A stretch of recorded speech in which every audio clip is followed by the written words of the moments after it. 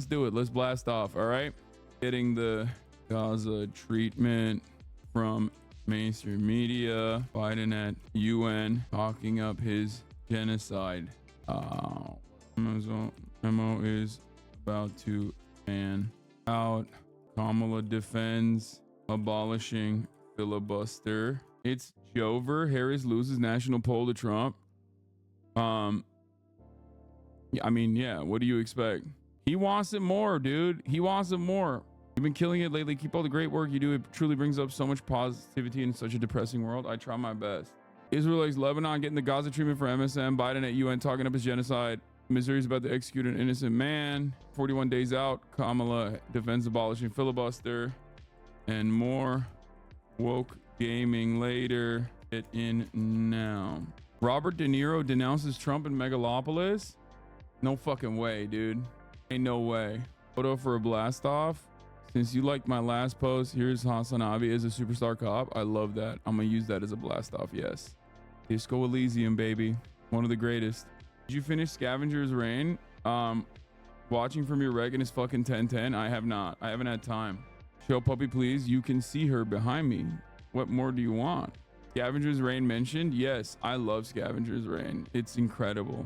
And also The Elusive Samurai, another incredible show. Here's this before I go take a shit. Oh, I saw this. This was so funny.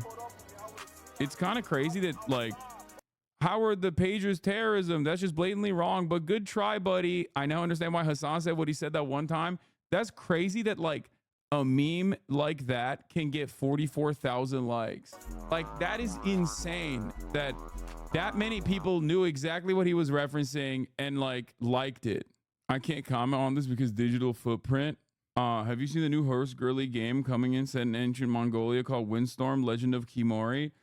Yeah, I have. But, like, if you're gonna be a fucking like Mongolian guy or girl, I think one of the most, like, if you're gonna dive into that lore, which is unexamined in the Western world, in my opinion, like, it's criminally underrated. I think not going into like the conquest is kind of silly.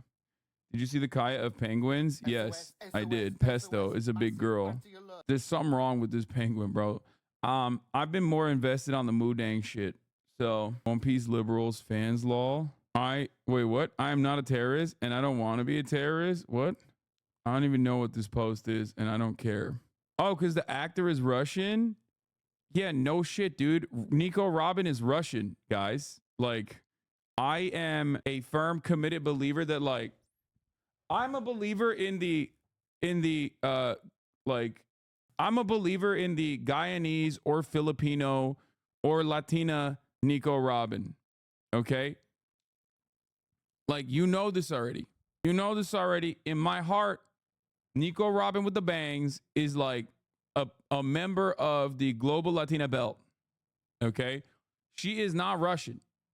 She is not Russian. Post time skip, she is, and that's fine. But that's the weakest form of Nico Robin. They let me write a story for New York Times about Mudang. It's just a cute article. Might be good content, but totally understand if not. What the fuck? Mudang, the name translates to bouncy pork, has united the internet while following a familiar path to stardom. I love Mudang so much. I will probably not be reading the article, but congratulations on the New York Times article on Mudang. She deserves it. She deserves the coverage. Another Austin TikTok has hit the tower. Why do you show me this stuff, man? Pesto, the baby penguin, clears Mudang. No, she doesn't. Shut up. Oh my God. Okay. In America, your dad has to attempt assassinating the president for you to be charged with CSAM. Breaking. The son of the man arrested in the assassination attempt of Donald Trump in Florida has been charged with possessing child sexual abuse materials, the FBI says. Wait, we knew that already. We knew that already. Oh, never mind. This is Ryan Ruth. This is Ryan Ruth. Never mind. This is Ryan Ruth's dad. I thought they were talking about the other guy. I thought they were talking about, wait, no. The son of Ryan Ruth. Wait, what the fuck? He has children?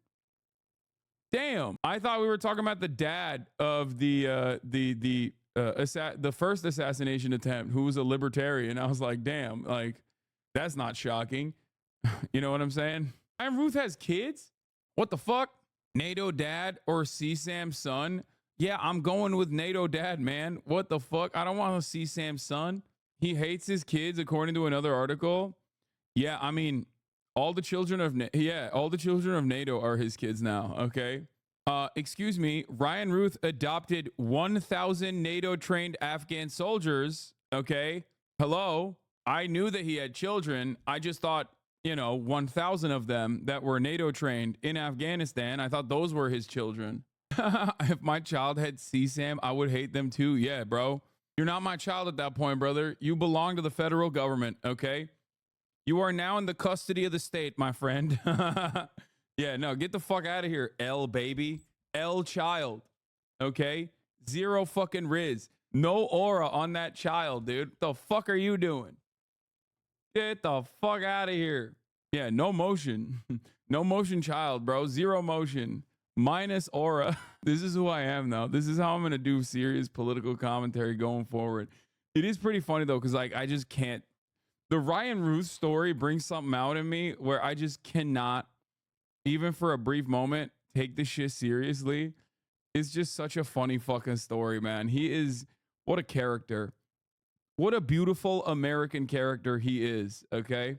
God damn. God damn, dude. Oh, you want me to do the daily guesser before I forget? Here it is. For a while, but decided to do it after chat made you rage quit last night. I started watching you after the election, and I have to say your streams have been so awesome. I watch every night since the Rush stream started, and it makes me laugh all the time. I grew up in Kentucky with an absentee father, so I've always had trouble relating to other men, especially since I grew up in a... I feel like this music is not great for... Probably not the best music.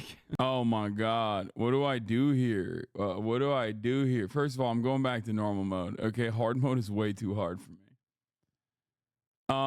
This is old house, could be 2021 before, 2021 before, 36,000 subs. So it's post election. I'm gonna go ahead and say, okay, I'll do fucking hard mode.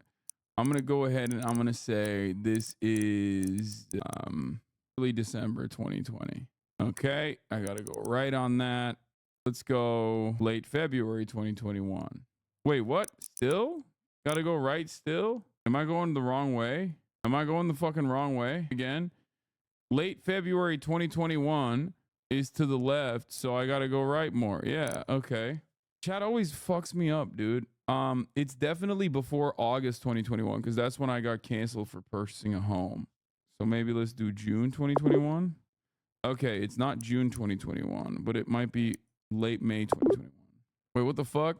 Okay, it's between late February 2021 and late May. So it's April or March. And there's only one guess left.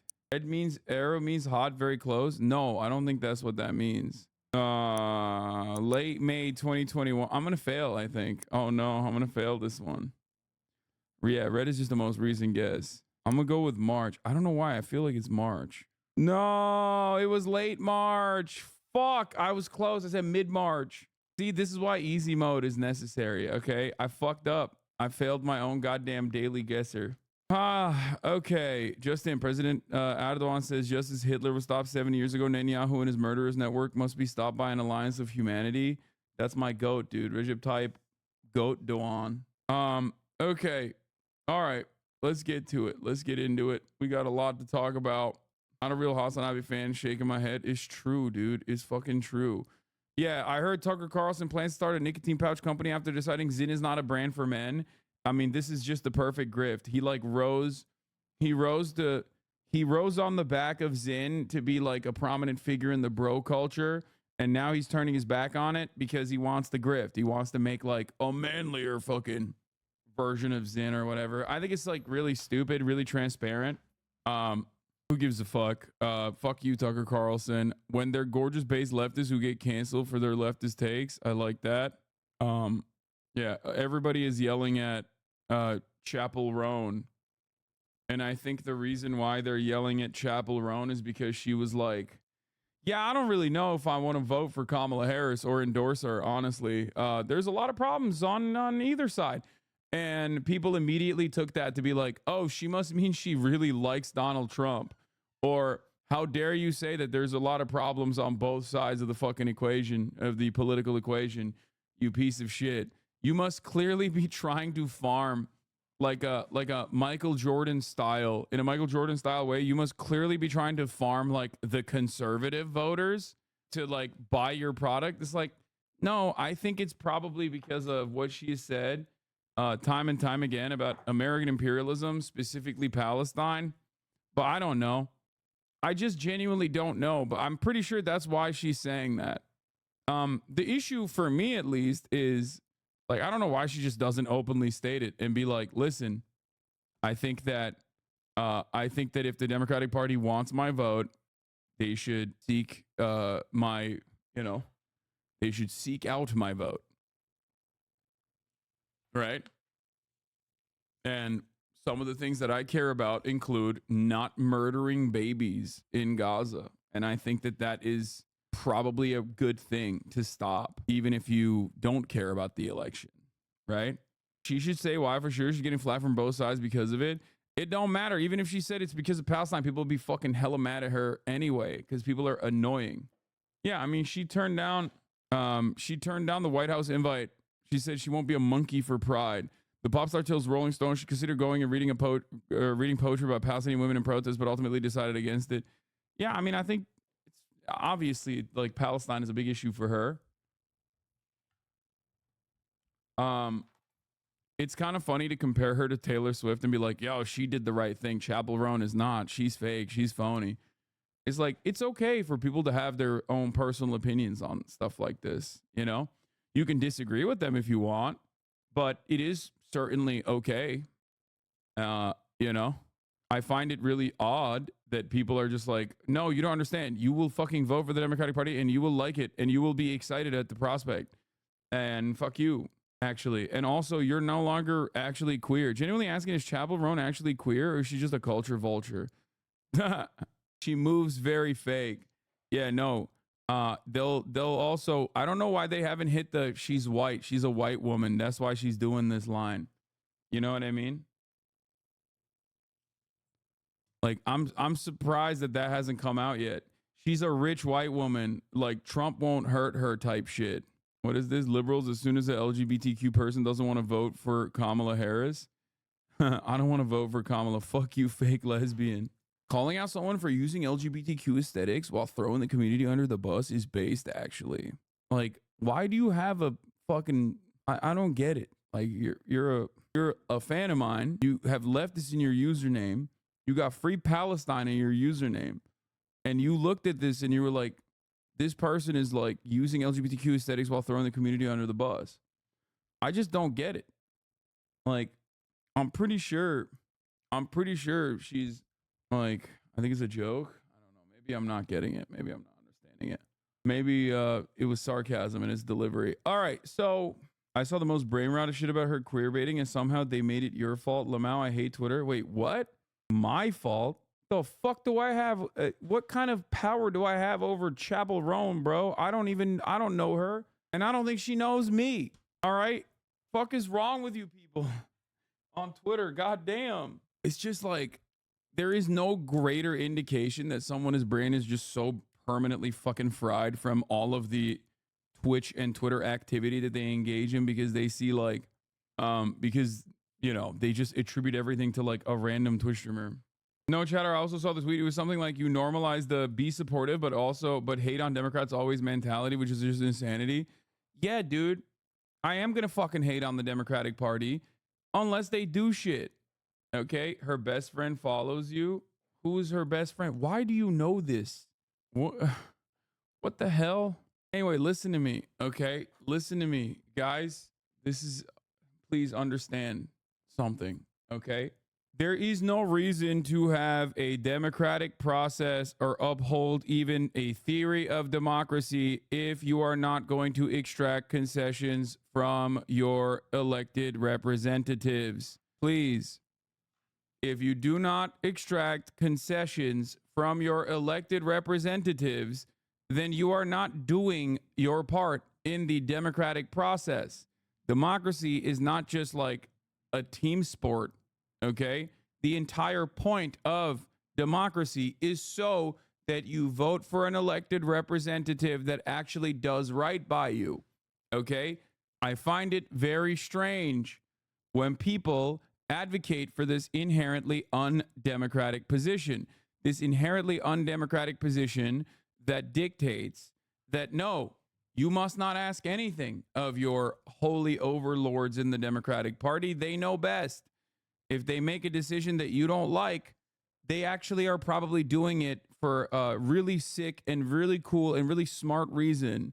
And your simple, puny peasant brain cannot comprehend the machinations of the Democratic Party. Okay, that's what it is. Please shut the fuck up and vote now. I'm sorry. That is a ridiculous way to operate. That is no way that a democracy operates. That's not what it is. What if I'm anti-democracy? Then you're anti-democracy. That's an entirely different subject. My man never blasted off. Yeah. Chaperone is donating proceeds to Palestine and told White House to fuck off when they try to pinkwash her. She's extremely political, and this quote is cherry-picked out of context. She's criticizing the engine of celebrity endorsement and asking us to engage directly. For every UK ticket sold, £1 goes to LGBTQ rights charity Kaleidoscope Trust, and at the merch stand in Manchester, there are signed risograph prints selling for £100, with proceeds going towards aid for Palestine. Wearing charity shop costumes. Fans Kenta and Freya said they admire Rowan's values. She's probably the only artist that's really standing up for things that no one else wants to talk about. Of the prints, Rowan says very carefully, it's just my duty to help send resources to a community that is absolutely being destroyed. And even though Kamala Harris used her deliriously goofy femininomenon in a campaign video, what we really need is a femininomenon, and seemingly copied the design of an official Rowan baseball cap, Rowan hasn't endorsed her yet. And in June, while dressed as Lady Liberty, Rowan told the crowd at Governor's Ball Festival in New York that she had declined an invitation to perform at the White House Pride event. We want liberty, we want justice and freedom for all. When you do that, that's when I'll come. I have so many issues with our government in every way, she says. There are so many things that I would want to change, so I don't feel pressured to endorse someone. There's problems on both sides. I encourage people to use your critical thinking skills, use your vote small, vote for what's going on in your city. The change she wants to see in the U.S. this election year, she says instantly, is trans rights. They cannot have cis people making decisions for trans people, period. Yeah, she seems like she really likes Donald Trump, I think. I think she comes across as like very clearly invested. She comes across as like very clearly in the tank, I would say, for Donald Trump, just like me, you know. I can't really tell. She seems like a fence sitter. I can't really tell what her perspective is, you know. It's very, very stupid. A lot of this stuff is very dumb. People are very open about what their perspective is. This is a really good take on the Chapel Roan endorsement. Yeah, we're not stupid. We know that you call everybody a Trump supporter because you want to shut the conversation down. You don't actually think these people that you're calling Trump supporters for having critiques about Kamala Harris and her track record, specifically with the most documented genocide of all time. We know that you don't actually think those people are Trump supporters. You just don't want to have an actual nuanced conversation and actually lay everything out on the table in a genuine way. You rather be disingenuous and yeah, it's like, that's the funniest aspect of it. It's like, first of all, half the fucking, like, at least 30% of eligible voters are like in the tank for Trump. So you being like, you're just a Trump supporter, sweetie, like that doesn't really hit that hard, especially when Kamala Harris literally is like, please, if you're a Trump supporter, vote for me. Okay. Literally, I will do anything. Do you want me to kill an immigrant child? I will do that at the border. I will assassinate a Guatemalan child. If you vote for me as a Trump supporter, I'm going to do this for you. Okay. I love Trump. I love the Republican Party. I'm a big fan of Trump. Like that's the top of the fucking ticket. That's the energy that they're running on. Meanwhile, all these fucking delusional losers on the ground that are like, we're liberals, sweetie. We care about pride, are fucking running around being like, excuse you. If you have an issue with the way that the Democratic Party is currently conducting itself and its fucking tepid neoliberal centrist attitude on its most progressive policies and outright reactionary white nativist sentiment that they express on a regular basis when it comes to their immigration policies and when it comes to the complete bipartisan consensus when it comes down to American foreign policy, you must be a fucking right-winger. Also, we love right-wingers. So yeah, the reality is, if people like Chapel Roan were right-wingers, or if people like myself were right-wingers, the Democratic Party would actually listen to what I had to fucking say, because it seems like they care a whole deal more about what the right has to say than they do about what the left has to say. So shut your bitch ass up, okay? Goddamn. Ugh. That's how you really know. That's how you really know these motherfuckers are obviously, that's how you really know these motherfuckers know full well that we are not right-wingers, okay? Because if they did, they'd be sucking on our dicks right now, okay? They'd be like, oh my God, what can we do for you? What kind of amenities and concessions would you like, sir? We really need your vote because you are a right-winger and we want to be closer to you. We love you. We love your worldview. We want to be you. Okay? We're going to talk about Dana Fash getting ahead of herself a little bit alongside Jake Asstapper, okay? Jon Stewart had a media not criticizing Israel video. We'll cover that too. But let's get started let's get started on Lebanon. Okay. One thing I want you all to pay attention to right here. Nearly 560 killed in Israeli missile strikes aimed at Hezbollah. That's really interesting.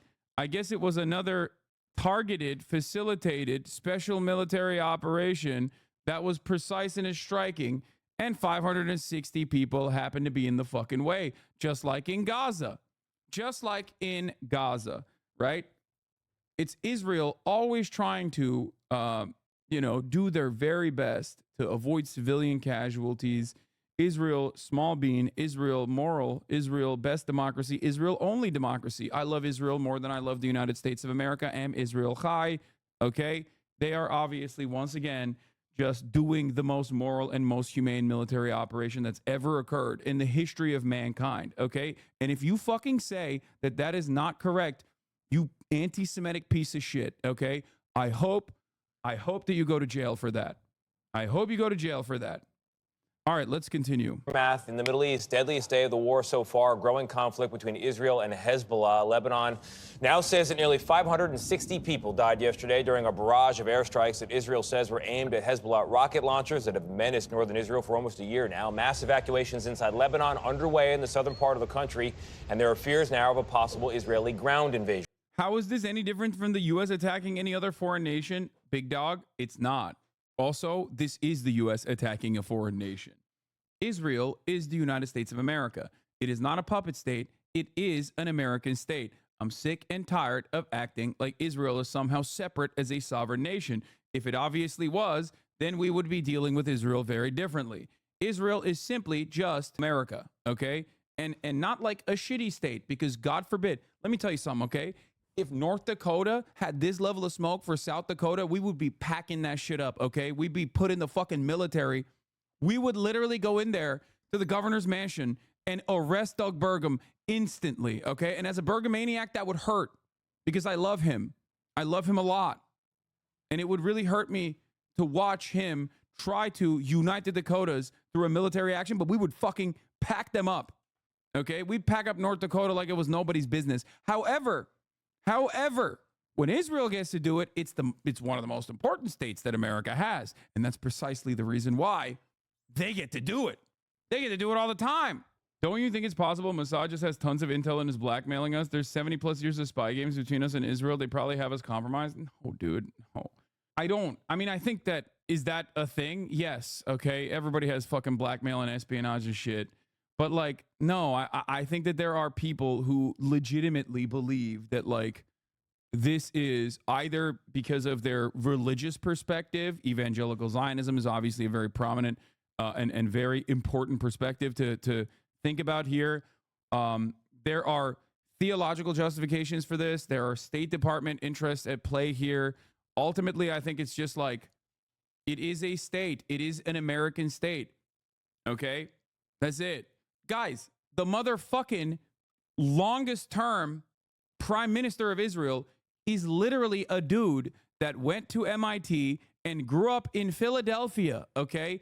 Benjamin Netanyahu is a man with an American social security number who literally happens to be from Philadelphia and is the fucking prime minister. Like, what are we talking about, dude? What do you mean? Like, it doesn't get more "this is America" than that. What the fuck? We haven't had a guy from Philadelphia run the goddamn country, but they do. Like, what are you talking about? This guy is a fucking American intelligence asset who is now in charge of Israel. What do you think is going on? Do you think he fakes his accent? No, he sounds like he... No, I don't think he fakes his accent. Netanyahu is Mossad, not CIA. Yes, you're right. There's no cross-pollination between Mossad and CIA. What is Jeffrey Epstein then? The fuck are you talking about, dude? What do you mean Netanyahu is Mossad, not CIA? What does that even mean? He went to MIT. He grew up in Philadelphia. He went to MIT. Do you think he never fucking dealt with the American security state at all? Like, do you think that he never participated in any meaningful capacity within the American intelligence community? Are you out of your fucking mind, dude? That's an insane question. That's an insane question. Anyway, more U.S. politicians are probably more ideologically committed to the existence of Israel than politicians committed to the existence of Montana or Iowa. Yes, abso-fucking-lutely. Yes, Benjamin Netanyahu has multiple social security numbers, or not one that we actively know of. But beyond that, that's not an insect. That's a bug-ass answer. Yes, Benjamin Netanyahu grew up in the United States of America in Philadelphia, went to MIT, and absolutely worked within the American security state, okay, within the American espionage agencies. He also is obviously Mossad as well. There's a piece from Seymour Hersh that I read about specifically how when he was writing, when he would get like front page coverage on the New York Times, when he had a in at the New York Times back when they did some adversarial journalism, as long as it like got them, got them some decent coverage. Seymour Hersh was told by the editor-in-chief of the New York Times to go get fucking information on another story that he was talking about with Zyklon B in Germany. Okay? There was a shipment of Zyklon B that was intercepted in Germany. That's a big deal, right? That's weird. Why does Germany have Zyklon B? Last time they had it, that was when the Nazis were using it in the fucking gas chambers, right? So in order to get proof of this, the editor-in-chief of the New York Times at the time told Seymour Hersh, Cy Hersh, okay, legendary journalist Cy Hersh, I have a guy. If you want American State Department classified information, here's the guy you go to. He will give you access. Okay? That guy's name was Benjamin Netanyahu, also known as Benjamin Netai. Okay? That's it. That's who we got. He was like, yeah, this is who I got my fucking info from. He had satellite imagery directly from the fucking CIA of these Zyklon B shipments in Germany. I gave the imagery to the New York Times. They obviously did not release the imagery because it's hyper fucking classified, but that image alone was conclusive evidence that my reporting on the matter held weight. It was real. This is something that obviously the press does on a regular basis. Sometimes you get information on background. You don't always reveal your resources. Sometimes you have access to classified documents that you find. You're not always going to leak those classified documents in order not to maybe burn your leaker, or in order not to compromise an active case that is ongoing. You know what I mean? In order not to be in direct controversy with like American goals in a specific area, or like put an asset in jeopardy. So for that reason, sometimes you get classified information just to provide secondary evidence so that the editors and the editorial standards are applied to every single story to ensure that the thing that you're covering is credible, is legitimate. Okay? Anyway, how the fuck did we get here? Oh, we were talking about Israel. Just, this feminine beta wears more jewelry than my girlfriend. We know you don't have a girlfriend. Come on, bud. Come on. And if you do, don't get her to watch this fucking stream, because you might not have a girlfriend after. Feminine beta. Nice fake tan beta boy. Fake tan. Bitch, I live in Los Angeles. Fuck you mean fake tan? This is my favorite type of right-wing commentary, because it's like, come on, dude. You think people don't have eyes to see? Like, what are you saying? Like, all this alpha beta shit is dumb and childish. But like, this is one this is one thing that like even the most lizard brain person that responds to like optics is not going to be able to, you know, avoid on like the top of the hour ad break, which you can avoid, by the way. Maybe you can use your fake girlfriend's boyfriend's Amazon Prime account that you can connect to your Twitch account to get 1 free Prime subscription a month. He's tilted now. Yeah, I'm so tilted. You got me. You've destroyed me in the marketplace of ideas. And certainly you are not hallucinating. It's the worst when you whisper. I hate it more than when Biden whispers. Anyway, this one's not old enough to be a pet. Nah, we'll keep him as a pet. I like that. All right, here's the 3-minute ad break now. If you don't want to get tilted by the 3-minute ad break, all you need to do is subscribe, which you can do for $4.20 before the month of September ends, or for free with a Twitch Prime by connecting your Amazon Prime account to your Twitch account to get 1 free Prime subscription a month. Use it on your favorite broadcaster. Hopefully that's me. Here's the 3-minute ad break now. Hogs are calling you gay again. Nature is healing. Yeah.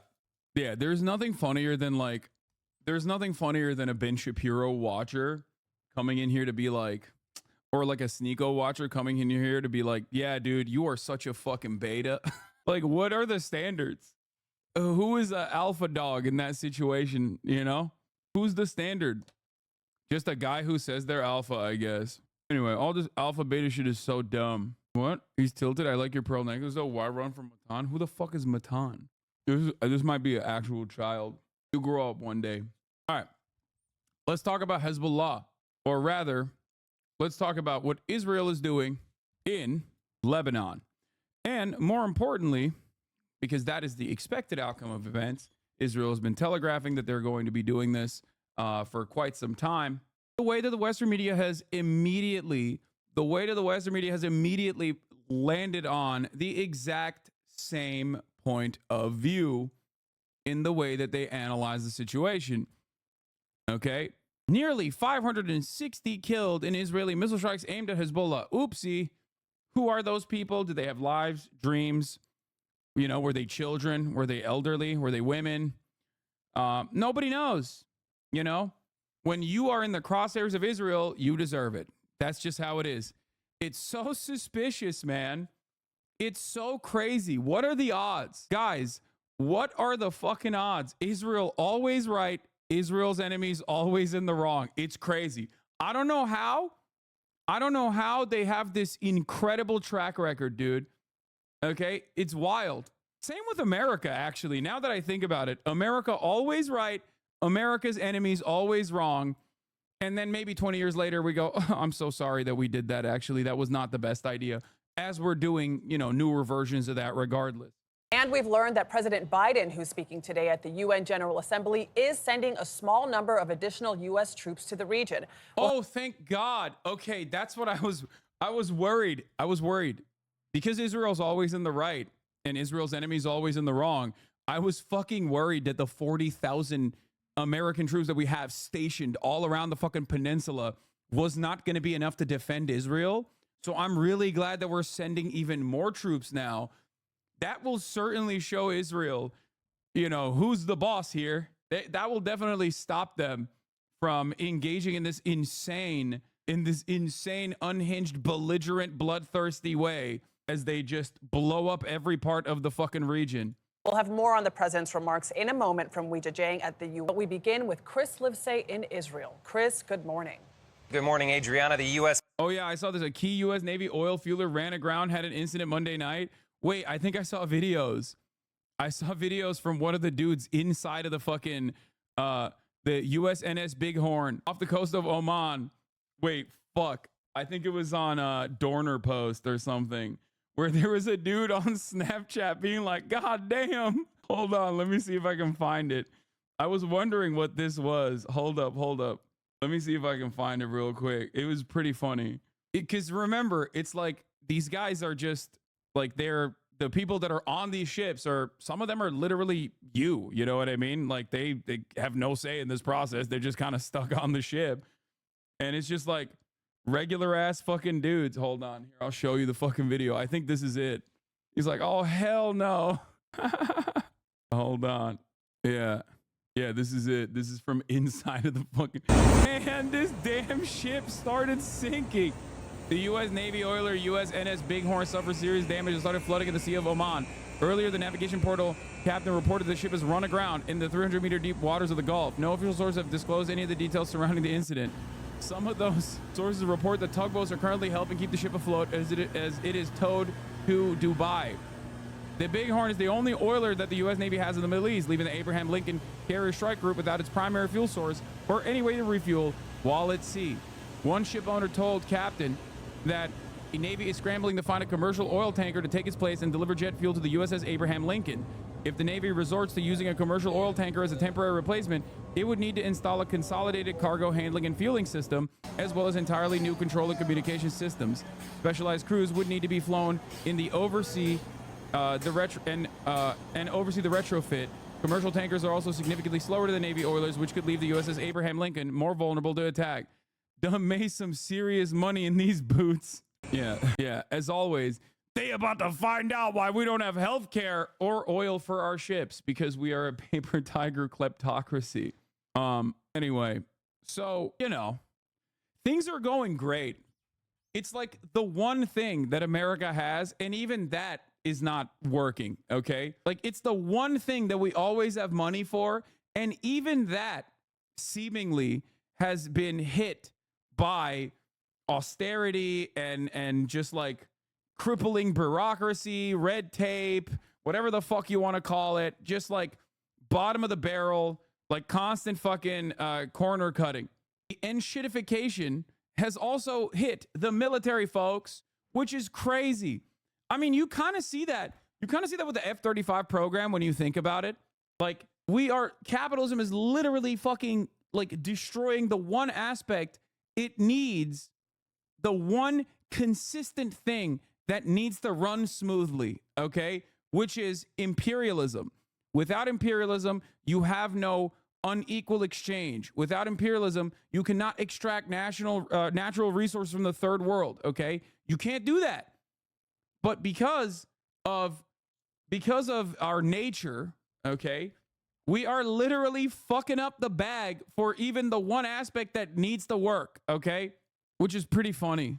It is pretty funny to think about that, like, all the corner cutting ends up hurting the fucking military as well. That's phenomenal work.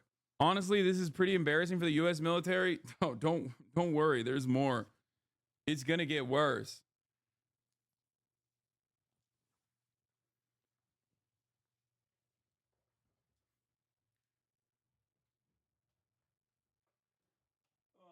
Great work, guys. Dude, I was in the Air Force and I worked on cargo jets. Them thing worked 0 out of 10 of the time. When we left Afghanistan, a bunch of my friends were supposed to go down there, but the planes kept breaking before they could even take off. No. I think the way to resolve this issue is by outsourcing it even further, okay? Your clothes are on the wrong way. What do you mean? No, you have to understand. I think if we consistently outsource, and then those private contractors that we outsource to also outsource to other private contractors in an effort to do cost cutting, things will get better inevitably, okay? I didn't realize Twitch is owned by Amazon, which I'm starting to boycott as they provide cloud services to Israel and will invest $7.2 billion in the next decade. I'm quite conflicted on this and wanted to know what y'all think about it. Good luck, chatter, on boycotting Amazon, which currently provides through AWS those services to, I believe, approximately 70% of the entire internet. Chatter, see you on Douyin, okay? Good luck, though. That's one of the beautiful aspects of a monopoly, is that they are impossible to boycott. It's fantastic. Unless you are just going off the grid. See you on Bilibili, okay? They're going to start chatting through carrier pigeon. Yeah. Why are you laughing at that, chatter? They're just trying to be kind and thoughtful. I don't know. Because it's a funny prospect. Because of did you not hear my counter argument to that? Are you itching for another 1 week ban, Sheltered Rosebud? It's virtually impossible to boycott Amazon, which is precisely the reason why BDS doesn't even fucking have Amazon as a primary boycott target, because it's impossible to boycott. Anyway, where were we? Let's get back to this. The military is bracing for a wider conflict, sending a small number of additional troops to the Middle East. Now, the Pentagon would not specify how many only that they would augment the 40,000 already in the region in You see that the ACP talked for 1 hour about you last night on live? No. What is the ACP? light of the increased tension. Wave after wave, missiles landed across Lebanon. 1,600 strikes in all, according to the Israeli military. Attacks continued overnight, setting fire to buildings and homes. Hundreds have been killed and thousands wounded, according to Lebanon's health ministry. The Israel Defense Forces claim it sent thousands of text, audio, and video warnings to Lebanese civilians to evacuate. Prime Minister Benjamin Netanyahu said this of the militant group Hezbollah. It placed rockets in your living rooms and missiles in your garage. Those rockets and missiles are aimed directly at our cities, directly at our citizens. The Israeli military said I don't understand why you find it shocking that America is supporting Israel, who is doing the actual terrorism in Gaza, because they have been a long history of supporting terrorism. Wow, what a refreshing new perspective that I had not thought of. Thank you for saying that, chatter. I don't know if you know this, but like, I would say my most famous moment in like my history as a broadcaster is when I said America deserved 9/11. You might be new here, but yeah, no, I've been known that America has a history of supporting terrorism globally. America is the largest facilitator of terror around the planet. Like, but yes, you're right. You're correct. these videos capture second. It's cool though. It's cool. I do actually unironically like it when people like newcomers into the fucking broadcast come in to say stuff like, dog, you don't understand. Like the Democratic Party is actually, invested deeply in the same corporate oligopolists. And that's the reason why they don't make these decisions, despite the fact that it makes no sense from an electoral calculus that, they're not doing good things or progressive legislation, because they're also deeply vested into by the same, corporate benefactors. And it's like, thank you. You're right. You're absolutely right. You should say it more, but maybe not to me, maybe to other people, because I'm the one who says that. Secondary explosions after the initial airstrikes as those hidden weapons detonate. Cars choked the highways as people fled into the night, heading north towards the capital, Beirut, looking for shelter in schools and anywhere they can find it. After a week of crushing blows to Hezbollah, a ground invasion is almost certain, says retired Israeli Army Colonel Kobi Maron. Is Biden administration? Dude, they straight up copy pasted the Gaza defense policy, like the Gaza PR policy. It's kind of wild. Like, they might accidentally end up saying, Hamas weapons caches instead of Hezbollah. You know what I mean? They're going to let it slip. Yeah, copy paste, bro. Straight up. Down to the fucking Hezbollah-run Lebanese health ministry. Like, they even said Hezbollah-run Lebanese health ministry, man. That's crazy. What a shocking turn of events. Who could have guessed? Once again, Israel right, Israel's enemies wrong. I mean, guys, these guys are just always, they just happen to be in a bad neighborhood, and they're always getting fucked with. And, they just know there's nothing else they can do. They have to kill children. Okay. Is going to like it? No. But they understand when 2 million people right now under attack, Israel should do whatever we can to stop the fire, to make the war as short as we can. Can Israel afford to have a multi-front war? Well, no. Abso-fucking-lutely not, which is why we got all of our fucking Marines out there, dude. Hard-dicked, ready to go. Most lethal military of all time, baby. Woo! Let's go. Another fucking generation of broken kids, dude. That's going to be sick. Bring them back here after they get their dicks blown off by fucking IEDs and shit on the roads of Lebanon by a standing military force that has a lot more combat experience than they do. But hey, guess what, dude? We protected Israel, okay? They'll come back. They'll have their fucking shit blown off. They'll be fucked beyond repair. They'll be able to get their communications degrees, though, and then also join the awful dog shit fucking jobs market that everyone else is a part of. But hey, the government paid off their fucking student loan debts. So there you go. Give those guys some guns too, you know. They love their guns. Let them have them. 22 a fucking day. You know what it is. I mean, that number has gone down a little bit. I think it's like 20 a day now. Great stuff overall.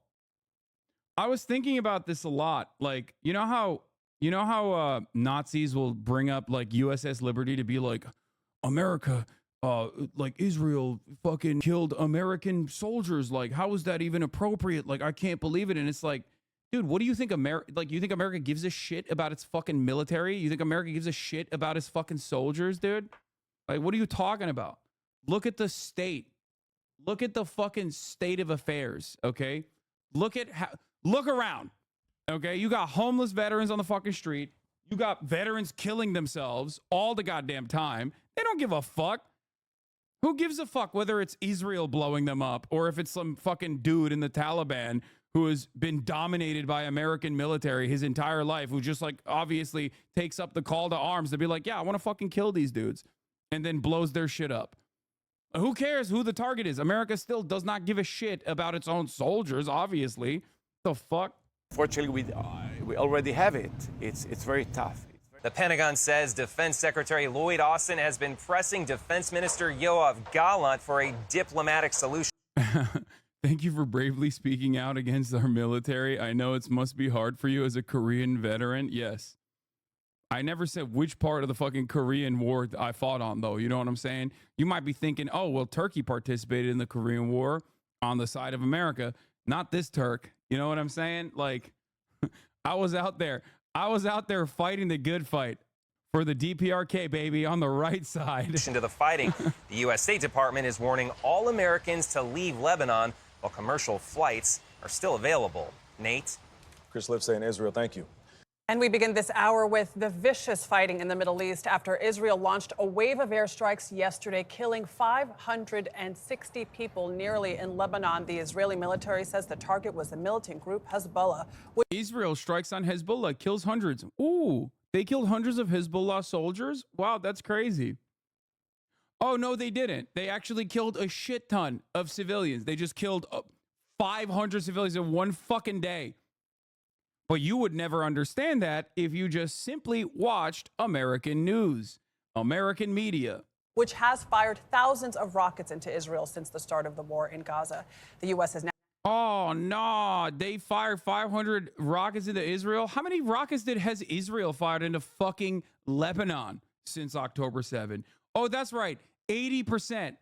80 fucking percent of the back and forth tit for tat border across the border fucking rocket fire came from Israel. But you won't hear that. You won't hear that from fucking mainstream news either. Okay. I like that, everyone is aware at this point that like governments lie in an effort to fucking go to war. And, that's just what they do, right? With the WMD lie that the George W. Bush administration put forward in an effort to go and justify fucking the unjustifiable and illegal occupation and invasion of Iraq. Meanwhile, they're like, but also when Israel says there's cruise missiles under grandma's bed, I'm going to believe it. Okay, cool. That's great, man. That's great. That means, yeah, you're definitely not a fucking idiot. Okay. Now sending additional troops to the region and warning Americans still in Lebanon to leave if possible. To help us understand the situation, we are now joined by Samantha Vinograd, a CBS News national security contributor and former assistant secretary for counterterrorism at DHS. Yeah, here is our government stooge. Here is our former fucking agent from the Department of Homeland Security to contextualize why what Israel is doing is fucking epic and sick and dope, okay? Good morning, Sam. So glad you're with us on a morning like today.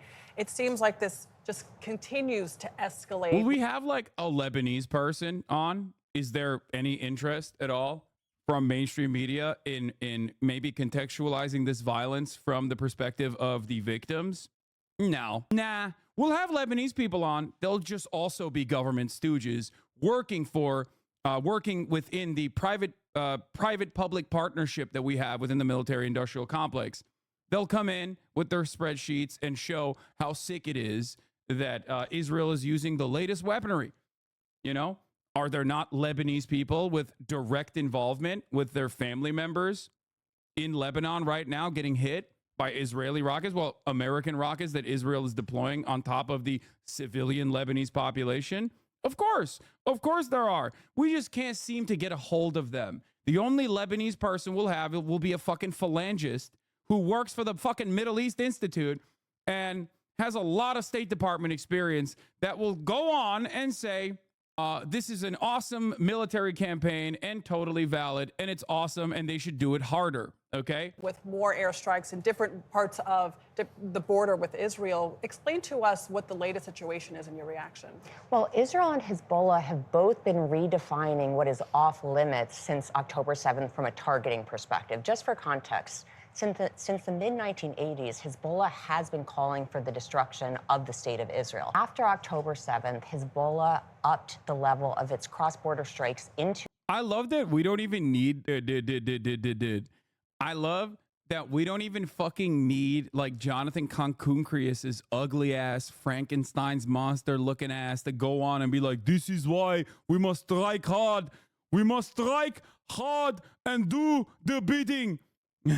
We are doing a holy war on terror. These terror children, they live, they are son of Hamas. They are all Hamas inside of Hezbollah. We don't even need that guy anymore because we got our own fucking stooges, dude. We got our own guys. We don't even need that guy. We got our own guys to talk about how sick it is that Israel is pummeling, Israel is now pummeling Lebanon into submission. Okay? Look at the Habsburg jaw on this one. Holy fuck, Jesus Christ. To Israel, supposedly in solidarity with the Palestinian people. Since that time, cross-border strikes have certainly escalated. And more recently, Israel has launched targeted airstrikes into Beirut, into the capital, with mass civilian casualties. And Hezbollah... The funniest aspect of this is the overt admission that they want Hezbollah to stop striking northern Israel and decouple Hezbollah from defending Gaza, right? Like, they openly admit this. They openly say, like, oh yeah, we just want you to stop. We just want you to stop trying to defend the people of Gaza, right? That's the goal. That's the ultimate goal of Israel in this military campaign. That's what Benjamin Netanyahu has openly admitted. Okay, here's another alternative to that. It's called stop genociding the Palestinians. But God forbid anybody suggests that. If you ever suggest that, you are a anti-Semitic piece of shit, okay? Don't you dare suggest such an incredible, unimaginable reality. How dare you? How dare you even fucking say that, there is one other alternative out there, which is called stop genociding Palestinians. That is the most anti-Semitic thing you could have ever come up with. I'm very upset with you. Hezbollah has been launching strikes at a broader range of targets in Israel and much further into Israeli territory. For context here, though, Hamas terrorists invade Israel on October 7th, almost a year ago, and then Hezbollah starts firing rockets in the north, a whole different part of the country. Tens of thousands of Israelis haven't been able to go back home since then. And now you have all this fighting. It's very difficult for Lebanese citizens. Why does Hezbollah, which also has a role in politics? Yeah, no, Hezbollah is the Hezbollah is the bad actor here, not Israel. No, definitely not. Definitely not. No. How do you invade your own country? Yeah, Western media is so fucking awesome, dude. The way that we cover this shit, like, I don't know how to explain this, but this is precisely the fucking exact same shit that they said about Hamas. We have to free the Palestinians from the grip of Hamas. Okay? We have to free the Palestinians from Hamas. Is exactly what they said. We have to free the Lebanese people from Hezbollah. Okay? Oh. The preemptive strikes are always justified, okay? They're always justified. Isn't that what Russia said too? Yes, exactly. And that's why it's a beautiful hypocrisy that you can always point to, okay? If you want to understand normal coverage on these issues, just look to the way that they fucking covered Russia's unjustifiable invasion of Ukraine. Why is it that when Israel does it, though, they're like, no, you don't understand. This is like totally valid. The fuck? Totally valid. What? Hamas got baited by Hezbollah. Looks like it does not want more smoke. IDF is going to go ham on Hezbollah. Diplomatic cover for Israel to take out Hezbollah weapon stocks. Will Hezbollah respond in kind to have their high command mostly decapitated? Hamas got baited by a free rave. What do you mean Hamas got baited by a fucking free rave? Or like Israel literally fucking did a rave knowing full well that there were actual military training happening right next to the fucking border. And Israel was like, oh, this concentration camp border we have is a fantastic place to throw a fucking free rave. Let's actually do that. Let's put a fucking rave right there next to the goddamn border wall. Okay? Seems like a good idea to me. Hey, guess what? It wasn't a good idea. And you know who also thought it wasn't a good idea? The fucking family members of people who were slain at that fucking rave. Guess what they're doing? They're suing the Israeli government. Why are they suing the Israeli government? Because the Israeli government got a million different heads ups before October 7, leading up to October 7. And they were like, nah, fuck it, YOLO, put the rave there anyway. Okay? Surely nothing will happen. And then they also fucking blasted people with goddamn helicopters. They did. They straight up did that. The Israeli government is going to investigate itself and find that it committed no crime. Yeah. Gaza, West Bank, and soon Lebanon are going to be parking lots. That is just a fact. It's happening. You could even say Gaza is a parking lot. Gaza is a parking lot now. There isn't much to defend. I doubt there's even 600,000 people left alive in Gaza. I don't understand why you're saying these sorts of things as though it's like a good thing. It feels very weird to look at like active genocide and be like, it's just a parking lot now. Like, you're very callous, you know? Did you ever apologize to Chav for saying the helicopter thing? This is the most important piece of it. What? No. No, I didn't. Because at the time, there wasn't conclusive evidence. And if you thought that I was going to fucking let speculation run wild while still simultaneously covering the Hannibal doctrine as to why this could have been a possible reality. But if you thought that, like, when all eyes were looking desperately at me being anti-Semitic, okay, I was just going to fucking run with that, you're delusional, okay? Without conclusive evidence, you're out of your fucking mind. Jesus Christ, dude. What do you think it will take for America to stop backing Israel? Nothing.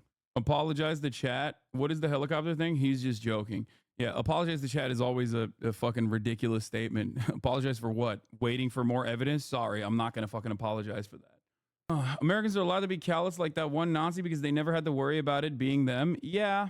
No, just it gets so wildly expensive that it makes the defense market collapse? Fuck no, dude. Are you kidding me? Listen, okay? Zelensky is in Scranton, Pennsylvania at an artillery shell factory talking about how wonderful it is that like America is now supplying Ukraine with more artillery shells that they desperately need. American manufacturing is ramping up. Hundreds of thousands of new jobs are directly being created specifically for our weapons manufacturers. Okay? We are doing World War II economy, war economy shit in the United States of America for proxy wars and direct wars. Okay? We're talking about how beneficial it is that we have our war machine turning. It is genuinely terrifying. Like, the future prospects of this is legitimately fucking terrifying. I think it's a very scary future. And in public services in Lebanon, why is it doing this to its own people? Why did it get involved in something that was between Israel and Hamas? Well, as I mentioned, Hezbollah has been focused on the destruction of the state of Israel since the mid-1980s. It is a designated foreign terrorist organization, in addition to being a political force within Lebanon. Hezbollah has been attacking Israel since the mid-1980s, and there's been a series of conflicts between the two countries. But Tony, Hezbollah is a very sophisticated fighting force.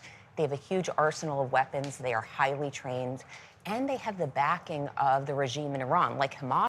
Yeah, why did they just like fucking hate Israel since the 80s? Like, do you think it's just like Jew hatred? That's probably what it is, right? Please don't investigate any further, like, how that happened. Like, what might have happened in the fucking 80s for like a group of the Lebanese population to be like, hey, yo, this Israel thing is like kind of fucked up.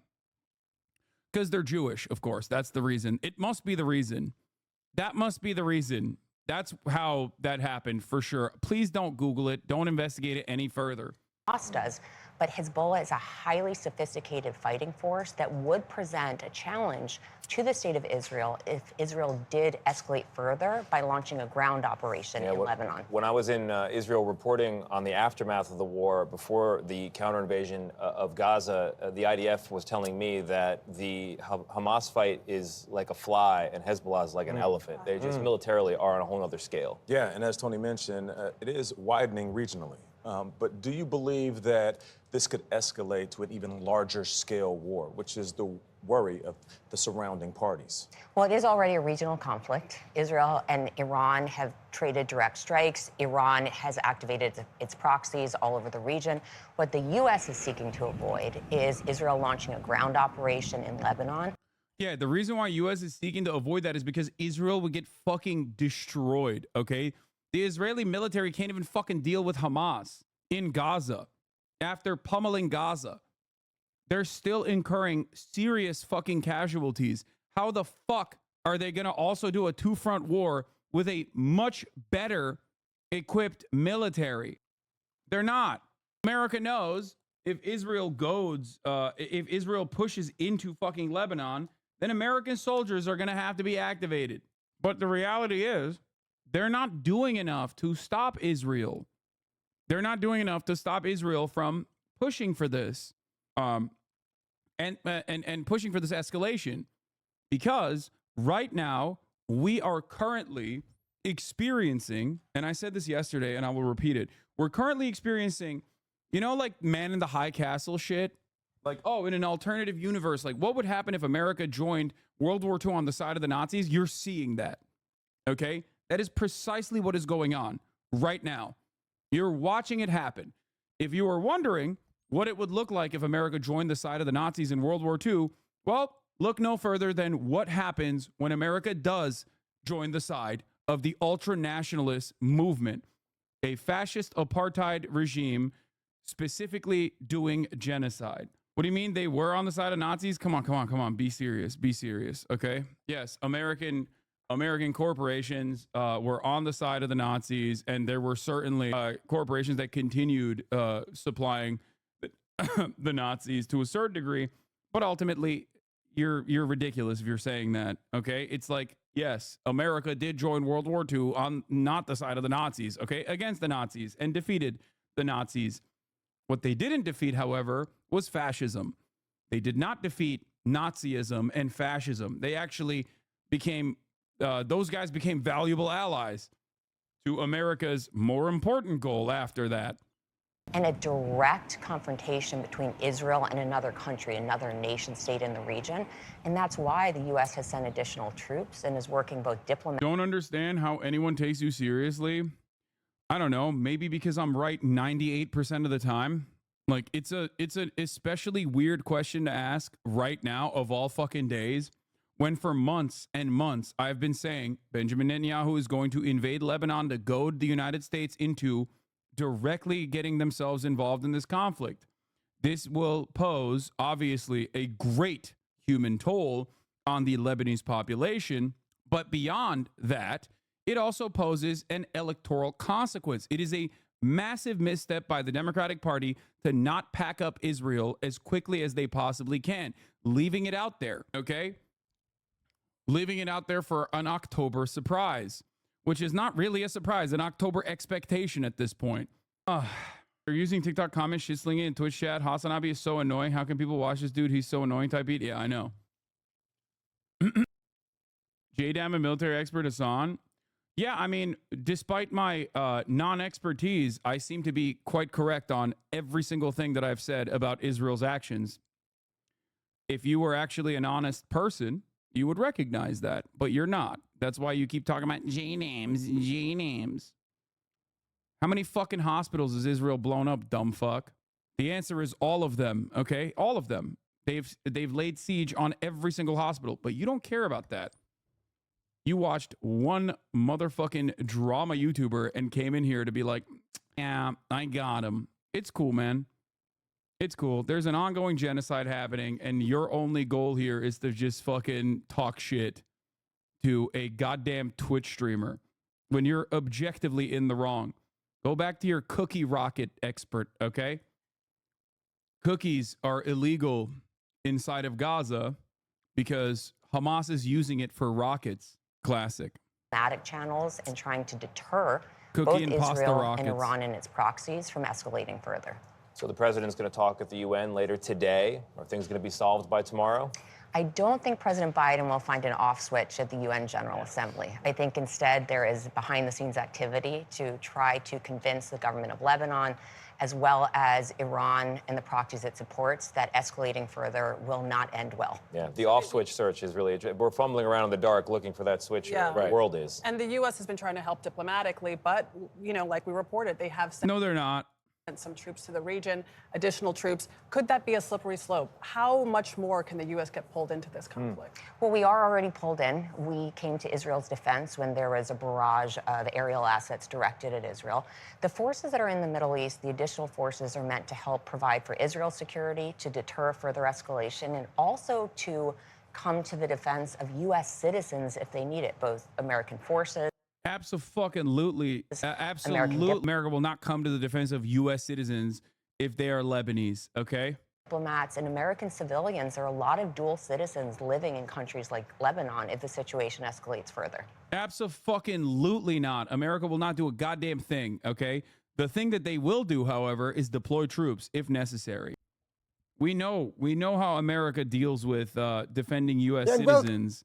We know how America deals with Israel killing U.S. citizens. They killed a U.S. citizen a couple weeks ago. I don't think the Biden administration has even reached out to the fucking family, as a matter of fact. So, welcome to New York, where the United Nations General Assembly is meeting at a critical time. The UN was, of course, set up precisely to prevent conflicts like the one in Lebanon from spreading. Despite President Biden's calls for restraint in his speech this morning, few here believe that anyone who matters in the Middle East is actually listening to him.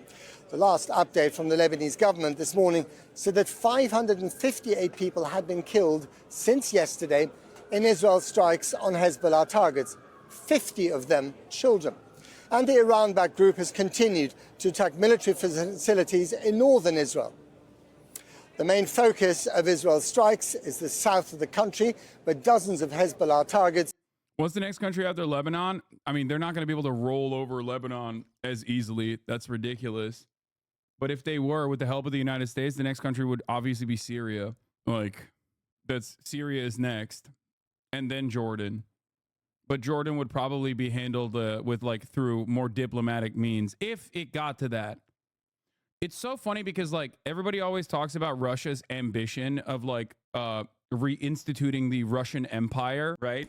Oh, they're gonna go into fucking they're gonna go all the way to Poland. They're gonna push into Poland.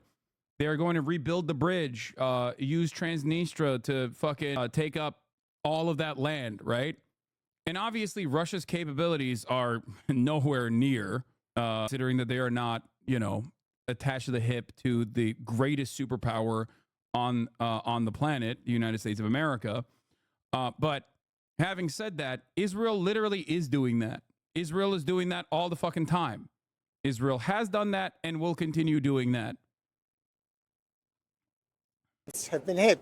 The onslaught has driven tens of thousands of people from their homes. They're heading north towards the capital, Beirut, where Israel says it killed another senior Hezbollah commander, Ibrahim. Why is Israel further expanding its war? Seems pretty idiotic. Why did apartheid South Africa expand its war and engage in cross-border invasions? That seemed pretty idiotic. Why did Hitler open up new fronts during World War II? That seemed pretty idiotic. Well, the answer is they're fucking bloodthirsty. That's it. And they are running on fucking fumes.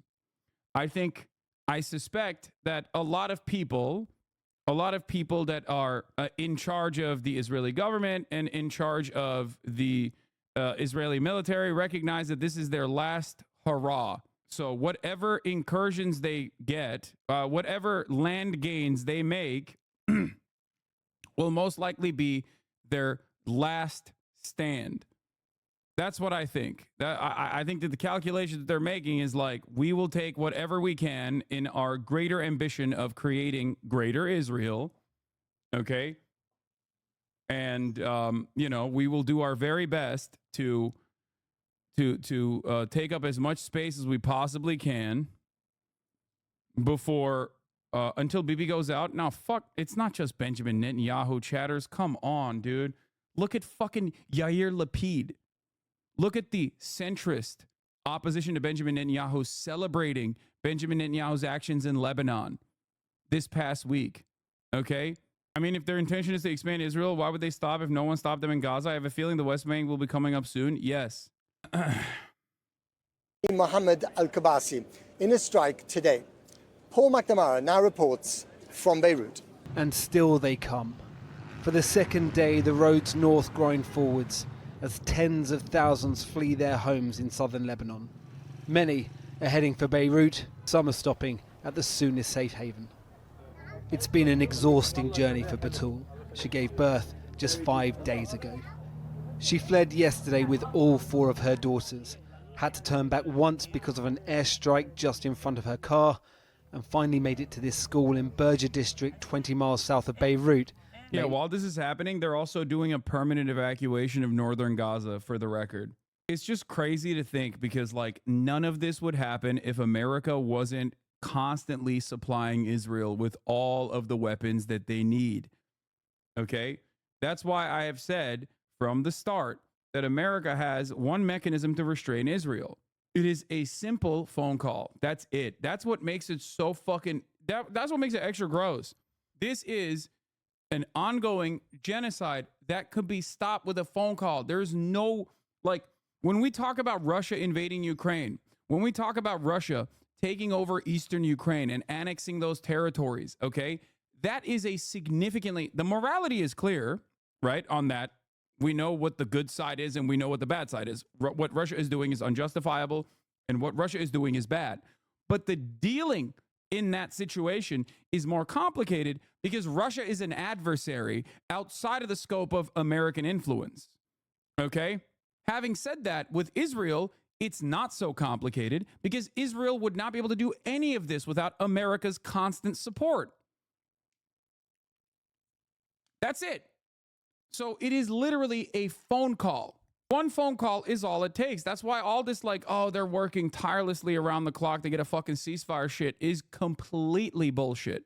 Complete and utter pure bullshit. America has stopped Israel in the past, and America could stop Israel yesterday, and it could stop Israel tomorrow if they wanted to. But they're not. Instead, they have bear hugged Benjamin Netanyahu, as Joe Biden did, and has consistently funneled weapons into Israel so they can continue doing their bidding, to continue doing their genocide. Last night. I was not expecting everything to happen like this. It escalated so suddenly. At first, we thought living in our village would be okay because the Israelis used to hit just Hezbollah. But the last 2 or 3 days, they're not striking just Hezbollah. Now they're striking everywhere. Yesterday evening, this will take a long time, but I suspect that, and I said this yesterday as well, like, there are 2 grave threats to Israel's existence, right? And it's not fucking Iran or Hezbollah or Hamas or anything like that, okay? The greatest threat to Israel's existence is Israelis themselves being like, yeah, fuck this shit. I don't feel safe here at all. I'm leaving. I'm going back to Brooklyn. I'm leaving. I'm going to France. I'm leaving. I'm going to fucking the UK. Okay? When that happens, you're fucked. Because now what you have left is, lol, that's a weird argument, to be honest. It's not. It's not a weird argument at all. What the fuck are you talking about? It's literally happening right now. When that happens, when that remains, okay, when more and more liberal Israelis, who are themselves most likely bloodthirsty as well, okay, in terms of like how Israel has dealt with Gaza or whatever, but they don't like the negative consequences of Israel doing that, which is like the Iron Dome and its security perishing, Okay, the veil of security that the Iron Dome has created going away when you got motherfucking hypersonic missiles coming from Ansar Allah into fucking Israeli territory. Okay, you are left with a country that is packed to the fucking gills with the most inbred, uneducated, ultra nationalist, rabid Haredi population, and like, I don't know, a couple handful of fucking, a handful. The Haredi population, the ultra nationalist like Itamar Ben Gvir style losers, okay, and like a handful of Russian dudes, okay, with no real connection to Judaism whatsoever that aren't Jewish but are just Israeli citizens now. That's all you got. That's all you have that remains at that point, okay? That and a nuclear arsenal. Yeah, and the exiled pedophiles. Exactly.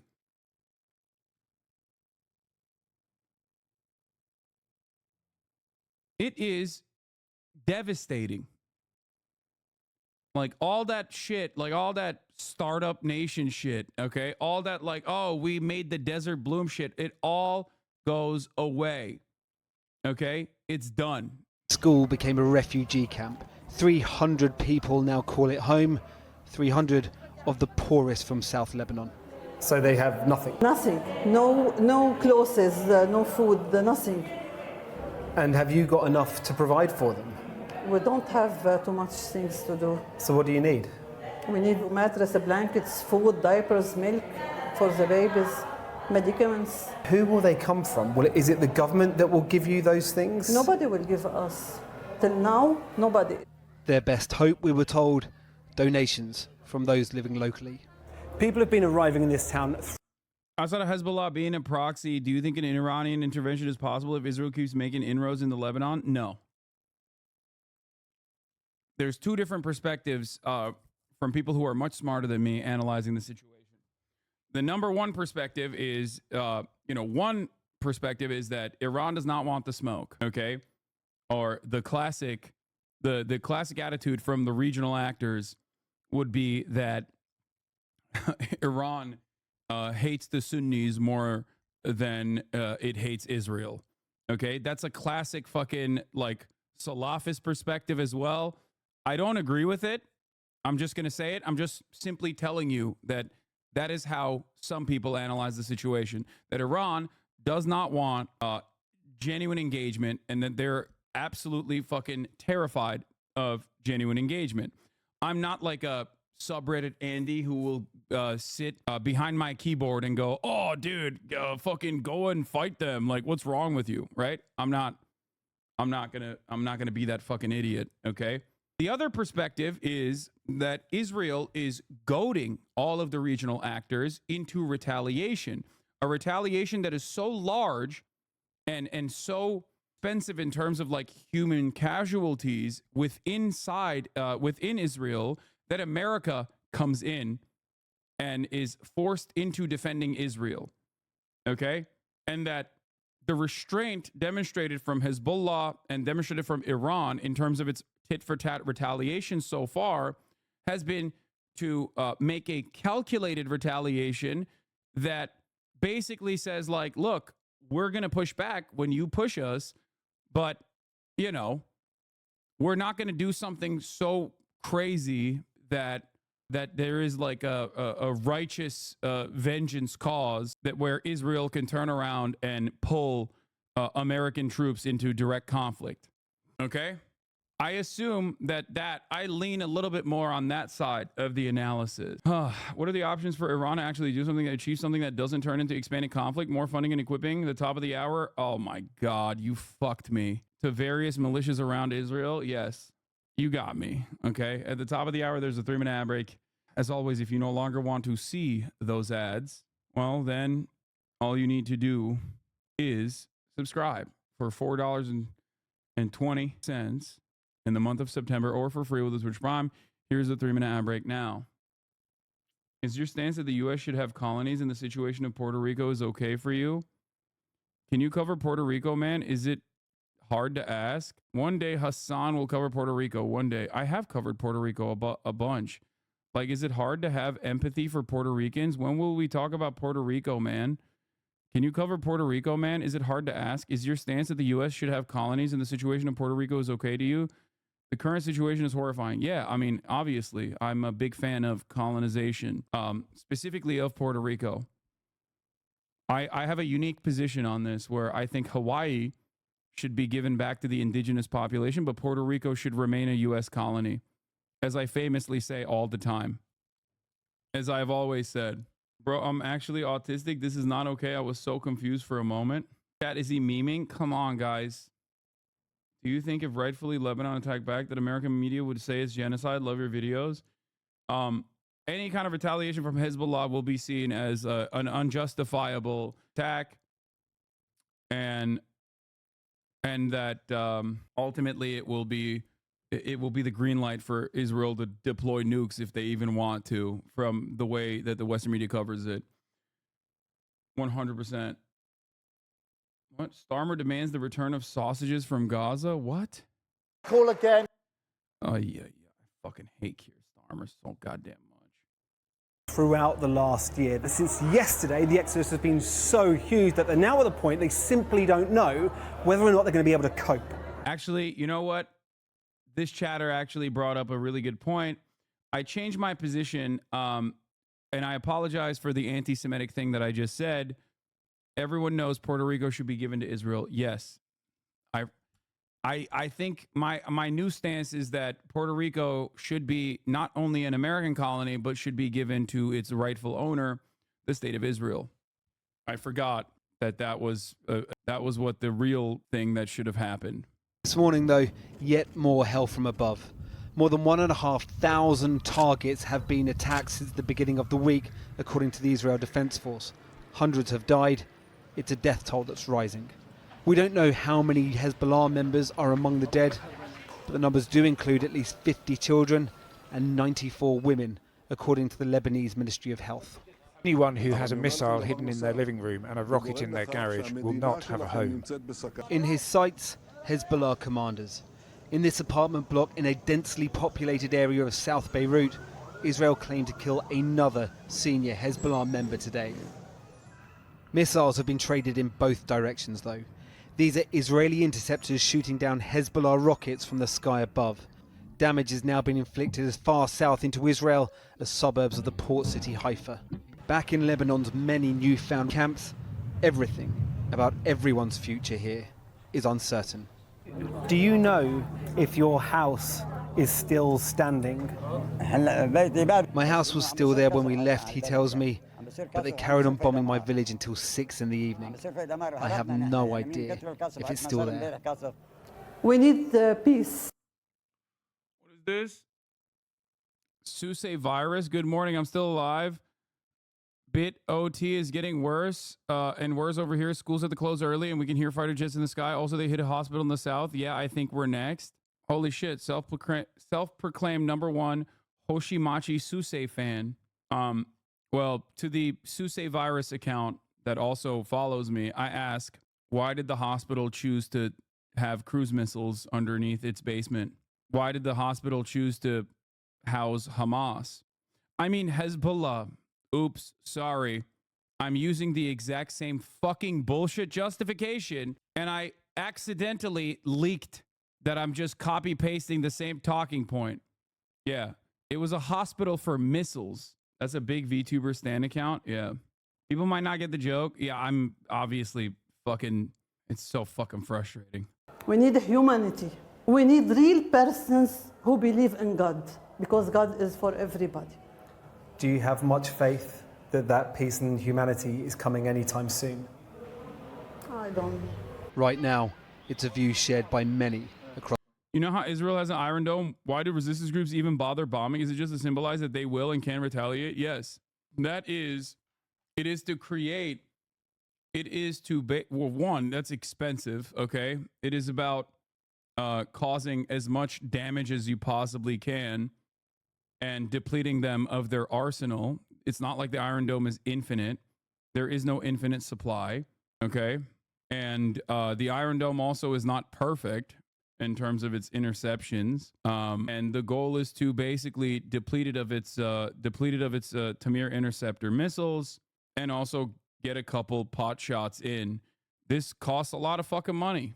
Today's bombing raids cost $178 million according to Israel. Nice, dude. Sick. 500 people they killed for $178 million. Seems like a wonderful use of finite resources. Oh, dude, here. This is also the other side of the question. The movement for settlement in southern Lebanon published this map featuring the new Hebrew names for the settlements of southern Lebanon based on the current names of the Lebanese towns and villages. Now, remember, liberal Zionists will tell you, like, oh, these guys are just fucking freaks. They're actually an edge case. They're not an edge case. You have welcomed them into your country. You welcomed them into your government, okay? Whether you have an issue with it or not, due to optics or due to the genuine disgust that you have in your heart for them, it does not change the reality that the Israeli government is literally moving in this direction, okay? It's just the truth. And many of you liberal Zionists, well, none of you are in here right now, but many liberal Zionists that also talk about how much they fucking hate the settlers are inevitably going to move to Sherman Oaks. They're inevitably going to move to Brooklyn. They're inevitably going to move to different parts of the world because the Israeli government has been completely fucking captured by these psychopaths. Okay? Straight up. That's it. You are going to find that the country that you theoretically enjoy, that you believe is this like bastion of all things good, is not so good. Okay? It's filled to the goddamn brim with bloodthirsty, inbred, ultra-nationalist, rabid psychopaths. Yeah. Deadliest day in Lebanon in decades. FAFO. Yeah, they fucked around and they found out, dude. Welcome to the result of attacking Israel for 12 months. Great stuff, man. Where's the inbred stuff coming from? The fucking ultra-Orthodox, right-wing ultra-Orthodox population that comprises a lot of the fucking settlers are deeply inbred. It's the same shit, dude. It's our hogs. It's not any different. The deadheads, yeah. The fucking Rastafarians. The white guys with dreads. In case you had any doubts about where they get their orders, CNN military analyst now referring to the occupied... Oh, the spider rapist, dude. Former commanding general of the U.S. U.S. Army Europe and 7th Army, Lieutenant General Mark Hertling, retired. Referring to the occupied West Bank by the fabricated Zionists named Judea and Samaria. That's sick, man. Gaza, Lebanon, and also operated in Judea and Samaria. Yeah. Talk to me about, Judea and Samaria, baby. Hell yeah. Like, how? How are you this guy? How are you talking like a fucking rabid ultra-Zionist settler? Like, what do you mean, Judea and Samaria, dog? What the fuck are you saying? Like, who taught you that? Who taught you that? You didn't fucking come up with that on your own. Somebody told you that. Like, what the fuck? That's crazy. That's crazy. For those of you who don't know, for those of you who do not fucking know, okay, you can tell a lot by someone's perspective on Israel by the way that they refer to the West Bank, which is occupied Palestinian land, okay? It is an occupied Palestinian territory. It belongs to the Palestinians under international law, okay? It is currently illegally occupied by Israel. This is not just my opinion. This is the opinion that was reiterated by the ICJ recently, a couple months prior to this, okay? When someone refers to the West Bank as anything but illegally occupied Palestinian territory, okay? It's instead, if they use Judea and Samaria, they are a rabid ultra-nationalist, a rabid ultra-Zionist. They are a fucking fascist, okay? And it's additionally weird when you got like some random fucking Alabaman Christian retired general referring to it like he's a goddamn settler living in the fucking West Bank. Like, what are you talking about, dude? You're not Israeli. The fuck do you mean? Why do you know the terms? Like, what are you, a fucking Kahanis? Like, what the fuck's going on here? So every evangelical Brazilian is an ultra-Zionist? Yes. Yes. To strike those targets where Hezbollah terrorists and others are communicating. Oh my God. Incredible stuff. Across Lebanon. There are a couple of significant things happening here. First of all, we are seeing the displacement of people used as a weapon of war. Israel inflicting further economic damage on a nation that's already financially crippled. There is no president at the moment. There hasn't been since 2022. Parliament couldn't agree on someone. Functions of state are not functioning. Israel is exploiting how ill-equipped this nation is to deal with a crisis. Second of all, with that strike that we saw earlier on today in South Beirut, we saw Israel claim that they have killed another senior Hezbollah commander, a man called Ibrahim Kebesi. This was the man who was in charge of Hezbollah's rockets and missiles. Israel seems to have a list of senior commanders that they are working their way down. It's the same way they operated with Hamas commanders in Gaza. Last Friday, they killed another senior commander, the man who was in charge of cross-border operations into Israel. This isn't just deteriorating Hezbollah militarily, but symbolically and psychologically. There is still a war. There is still a fear that this war could escalate, this conflict could escalate. This evening, there are reports that the UK Ministry of Defence is accelerating plans to evacuate Brits who are here. But for the 5.5 million Lebanese people for whom this is their home, it's their reality from which there is no escape. Paul in Beirut, thank you very much indeed. Well, earlier I spoke to Rania Abu Zaid, a Lebanese-Australian journalist and writer who's based in Beirut. And I began by asking her to describe the mood today after the intense bombardment of the last 2 days and whether there's a fear that Lebanon is becoming like Gaza. That's the fear here, especially when you listen to the Israelis. Yesterday, the IDF spokesperson was talking about Hezbollah hiding rockets in homes, and that, to many Lebanese, that sounded like they were preemptively excusing the targeting of civilian homes. And we have seen entire families who were killed in their homes in the south. So that is absolutely the fear. Right now, Joe Biden and Kamala Harris military surveillance intelligence aircraft is circling off the coast of Lebanon. The Democrats-controlled U.S. military are full partners in the Zionist massacre in Lebanon, just as they are in Gaza. Yeah, in the least shocking turn of events, the military is, of course, facilitating the ongoing massacre in Lebanon. That's why it's so funny when dumb fucks are like, "Why do you care so much?" Like, you're American. Look away. It's like, no, I can't. I can't look away. We are responsible. We are an active participant in this bloodshed. And as a matter of fact, this bloodshed would not even exist without our participation. It literally would not happen. It cannot happen. Okay? The notion that we supply, alongside Germany and Italy, we supply 100% of Israel's munitions, okay?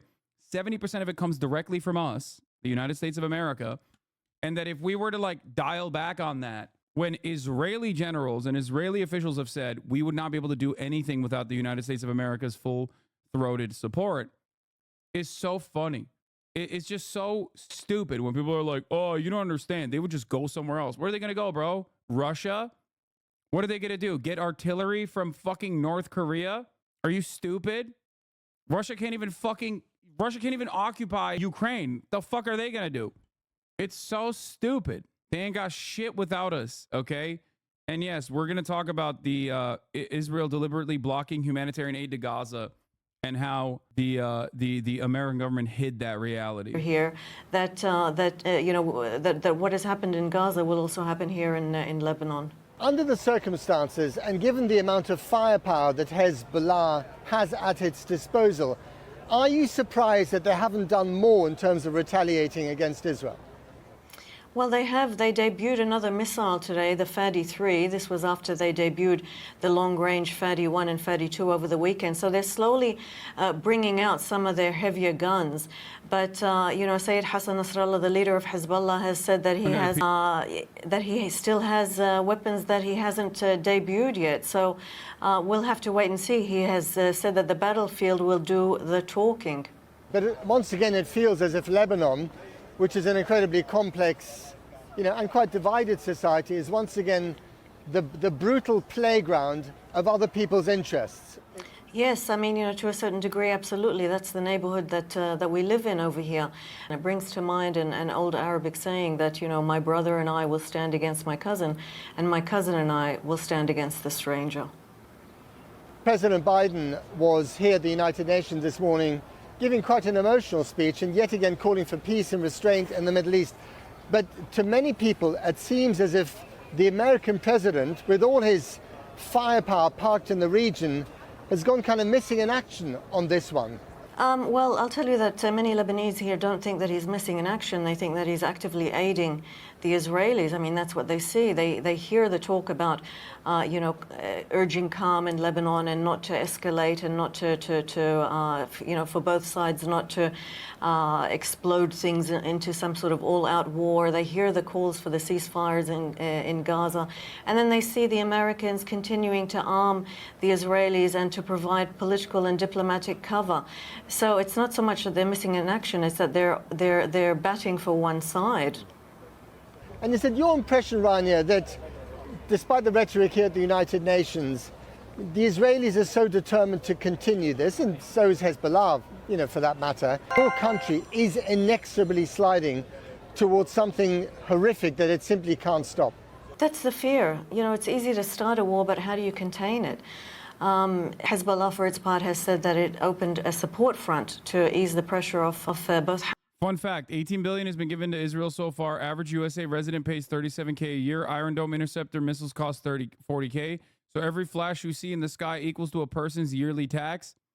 X-2 missiles are usually fired to intercept a single projectile. Yeah. Another reason why Americans should care. You said that already last year and nothing has changed, but you have sent billions to Israel. Yeah. Guys, I know the American public school teachers do need a raise, but also have you considered that that's deeply anti-Semitic to say? Because all of that money could be going to Israel, which is the most moral nation on the planet and the most the most democratic nation on the planet. Sorry. I see no other way out of this. We're going to have to give another $1 trillion to Israel, okay? Also, if you speak out against that, you are Hamas and need to be dealt with swiftly and expeditiously. Hamas and civilians in Gaza, and they have said that they will close the front if the war in Gaza ends. Netanyahu said over the weekend that he's added another another war goal, and that is to return the displaced from northern Israel. But it's unclear here how widening the war will help those people return. Hezbollah have said that if widening the war will actually cause more displaced, and what we're seeing is that Hezbollah has extended its attacks deeper into Israel. They have reached Haifa. That will presumably displace even more Israelis. So it's a very, it's unclear who's going to put the brakes on and how. Only there was a way to stop all of this. You know what I mean? John Kirby, what? Oh, John Kirby, Israel's biggest dick rider, is back in the news across from George Stephanopoulos, and he's going to give a stern talking to. Okay, he's going to give a stern talking to Israel. Let's see what he had to say. For the National Security Council. John, thank you for joining us this morning. We just heard Martha talk about the airports. We know in the past Israel has bombed the airports in Lebanon back in 2005. Do you expect it to happen again? Have you been given a heads up? We're in constant touch with our Israeli counterparts, George, as you might imagine. We want to make sure that there are still commercial options available for Americans to leave, and they should be leaving now while those options are available, but I won't get ahead of operations. You won't get ahead of operations. The United States has been trying very hard to prevent an escalation here. The president has been in constant contact with Israel, but they don't seem to be heeding his advice. Again, I think we don't believe it's in Israel's interest for this to escalate, for there to be an all-out war there on the north, on that blue line between Israel and Lebanon. If the goal, George, is to get families back to their homes, we think there's a better way to do that than an all-out conflict.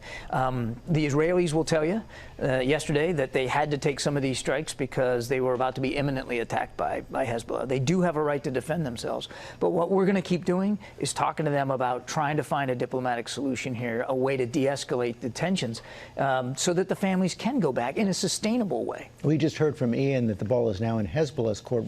Israel bracing for a response this morning. Do we have any sense of what's going to come next? I won't get into the intelligence assessment. Certainly, we have seen the rhetoric coming out of Nasrallah and his leadership about how they want to respond to this. That's obviously going to be something we'll monitor very, very closely. I will just tell you that while we won't get involved in the conflict itself there or around that blue line because we don't want to see a conflict at all. We'll do what we have to continue to do to make sure Israel can defend itself. Let's turn to the war in Ukraine. Robin spoke with President Zelensky and the First Lady of Ukraine yesterday. We're going to have more of that interview coming up later today. He seems to believe that peace is closer than we think if the United States and the Western allies continue to provide Ukraine with the assistance it needs. He will continue to get that assistance. He's going to meet with the president Thursday back in Washington after the UN General Assembly concludes. And I fully expect that you'll hear the president talk about continued and additional support to Ukraine as we head into the fall and winter months, particularly as Mr. Putin tries to weaponize the winter weather, going after their energy grid and infrastructure. So President Zelensky can rest assured that he'll continue to have the United States support and the other 50-some-odd nations that are providing. Are we seeing the outlines of a possible peace?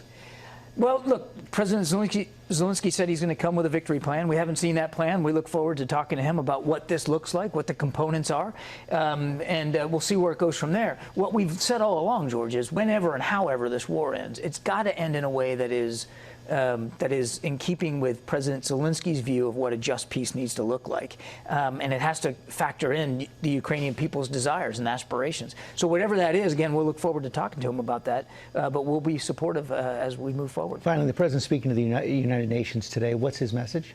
Message is that, number one, we've accomplished a lot on the world stage in the United States over the last 3.5 years, revitalized our alliances and partnerships, really advanced our national security interests around the world, working on transnational problems like climate change and clean energy transition, on fentanyl prevention. There's been an awful lot of work that the United States has done, and he's going to make the case for why it's important for America to continue to lead and why we have to all work together, the whole United Nations, to try to really make. Why do they pretend Zelensky's the one deciding anything?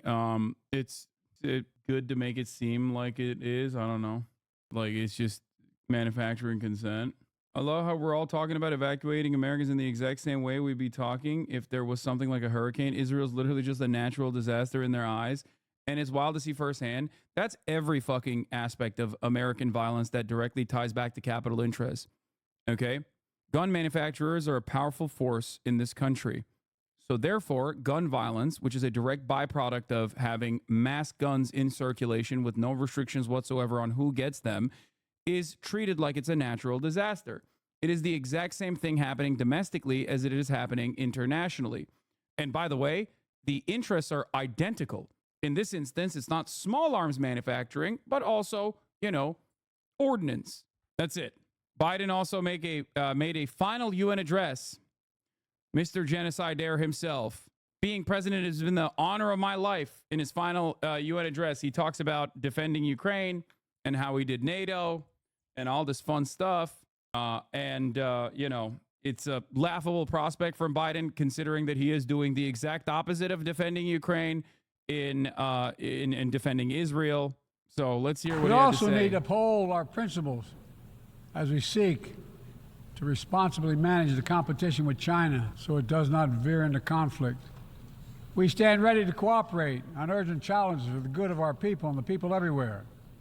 We recently resumed cooperation with China to stop the flow of deadly synthetic narcotics. I appreciate the collaboration. It matters for the people of my country and many others around the world.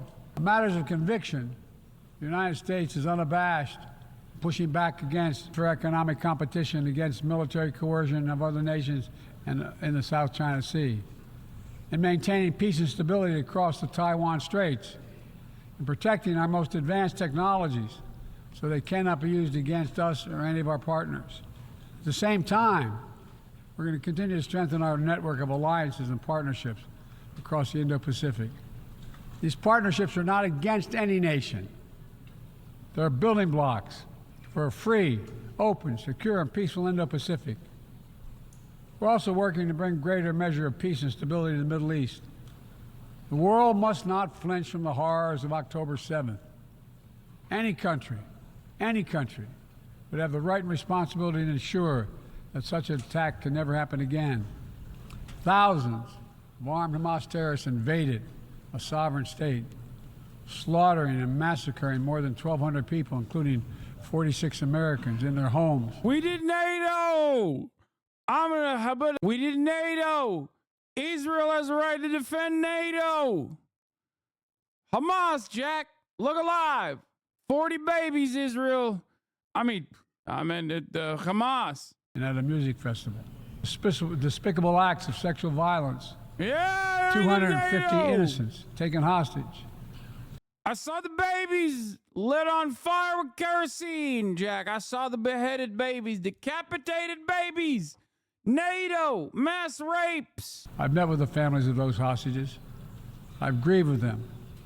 They're going through hell. Innocent civilians in Gaza are also going through hell. Thousands and thousands kills, including aid workers. Yeah, who's putting them through hell, big dog? What's that about, dude? Who's doing that? Do you want Trump to win? Why are you making fun of Biden? He's just a little battle fella. God, some of the best lines came from his the end of his career, dude. Battle fellas. The battle box. I did NATO. AUKUS, Jack. I did Five Eyes. Five Eyes. Israel has a right to defend itself. And I for sure will not stand idly by. I'll watch him kill every baby in Palestine. I'll never say Palestine. Never mind. Too many families dislocated, crowding in the... We beat Medicare. Tents, facing a... Tomorrow I'm going to do 9/11. Dire humanitarian situation. They did not ask for this war that Hamas started. I put forward with Qatar and Egypt a ceasefire and hostage deal. It's been endorsed by the UN Security Council. Now is the time for the parties to fight. It's so funny because, like, everyone in that room, with the exception of Biden, including the Israeli envoys, by the way, know exactly who's fucking up the bag, okay? Know exactly who's responsible for all the death and destruction. Know exactly who's responsible for fucking up the ceasefire deal. Every single person knows, except for Biden. His brain is broken, so obviously he doesn't fucking know anything. But, you know, we just got to play this song and dance as though, you know, this is a force of, this is a natural disaster. This is a natural disaster that is completely fucking unavoidable. There's nothing we can do about it. Finalizes terms. Bring the hostages home. Secure security for Israel and Gaza free of Hamas grip. Ease the suffering in Gaza and end this war. On October 7th, since October 7th, we've also been determined to prevent a wider war that engulfs the entire region. Have you? Have you been determined to prevent it? Have you? Because I don't think you have, dude. You haven't done a good job at all about that if you have been. I mean, you're either the biggest fucking dumbass on the planet or you're just lying. And I think it's a bit of both. Okay? I think it's a bit of both. He's both a dumbass because his brain is leaking out of his fucking ear, and he also simultaneously is lying. Serious. He said, Haneb, because honestly, if you were trying to stop Israel from escalating broader conflict, okay, you probably shouldn't be giving them weapons, giving them political cover at the UN Security Council, and at the UN General Assembly. You probably shouldn't be, I don't know, sending your fucking troops and giving, using American resources further beyond like the $18 billion worth of weapons you've given to Israel, but also past the $18 billion using American surveillance to give Israel new targets to bomb. Hezbollah, unprovoked, joined the October 7th attack, launching... Wait, what do we be unprovoked? No, that shit was not it was definitely provoked, okay? Rockets into Israel. Almost a year later, too many on each side of the Israeli-Lebanon border remain displaced. Full-scale war is not in anyone's interest. Even if the situation has escalated, a diplomatic solution is still possible. In fact, it remains the only path to lasting security to allow the residents from both countries to return to their homes and the border safely. And that's what we're working tirelessly to achieve. As we look ahead, we must also address the... How would you feel about the U.S. only giving humanitarian aid to both Gaza and Israel? What does that even mean? I want the United States to give Gaza its own Iron Dome, okay?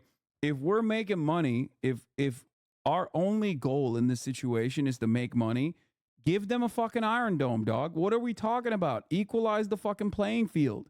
Give them weapons. Give them an Iron Dome. Let them have sovereignty and defend themselves. Fuck it, you know? This is ironically something that I have advocated for quite a while, by the way. This is not even a new thing that I'm saying now. I've been saying it for fucking years. Give them an Iron Dome. Who cares? Lebanon? Nope. Lebanon gets Iron Dome too. Give them billions of dollars to build bunkers, you know, shelters from Israeli missiles. Give them billions of dollars and fund their Iron Dome. Iron Dome for everybody. Give Ukraine an Iron Dome. Yeah, everybody gets one. Rise of violence against innocent Palestinians on the West Bank and set the conditions for a better future, including a two-state solution where the world, where Israel enjoys security and peace and full recognition and normalized relations with all its neighbors, where Palestinians live in security, dignity, and self-determination in a state of their own. Progress toward peace will put us in a stronger position to deal with the ongoing threat posed by Iran. Together we must deny oxygen to its terrorist proxies, which have called for more October 7th and ensure that Iran will never, ever obtain a nuclear weapon. Gaza is not the only conflict that deserves our outrage. In Sudan, a bloody civil war. Wait, Gaza is a conflict that deserves our outrage? So, like, are you saying that Israel deserves outrage? What's going on? I mean, I have a lot of mind on what Israel deserves. We won't get into that, of course, but I don't understand it. Like, who are we outraged by? Who are we supposed to be outraged by, man? Who's doing the bombing, dude? Should we be more outraged at the Palestinian babies that are dying under Israeli bombs? Is that what it is? Well, American bombs that Israel is lobbing their way? Yeah. Unleash one of the world's worst humanitarian crises. 8 million on the brink of famine. Hundreds of thousands already there. Atrocities in Darfur and elsewhere. The United States has led the world in providing humanitarian aid to Sudan, and with our partners, we've led diplomatic talks to try to silence the guns and avert a wider famine. The world needs to stop arming the generals, to speak with one voice and tell them, stop tearing your country apart, stop blocking aid to the Sudanese people, end this war now. He's not even getting, like, decent applause. Let me close with this. Even as we navigate so much change, one thing must not change. We must never forget who we're here to represent. We, the people. These are the first words of our Constitution, the very idea of America. They inspired the opening words of the UN Charter. I made the preservation of democracy the central cause of my presidency.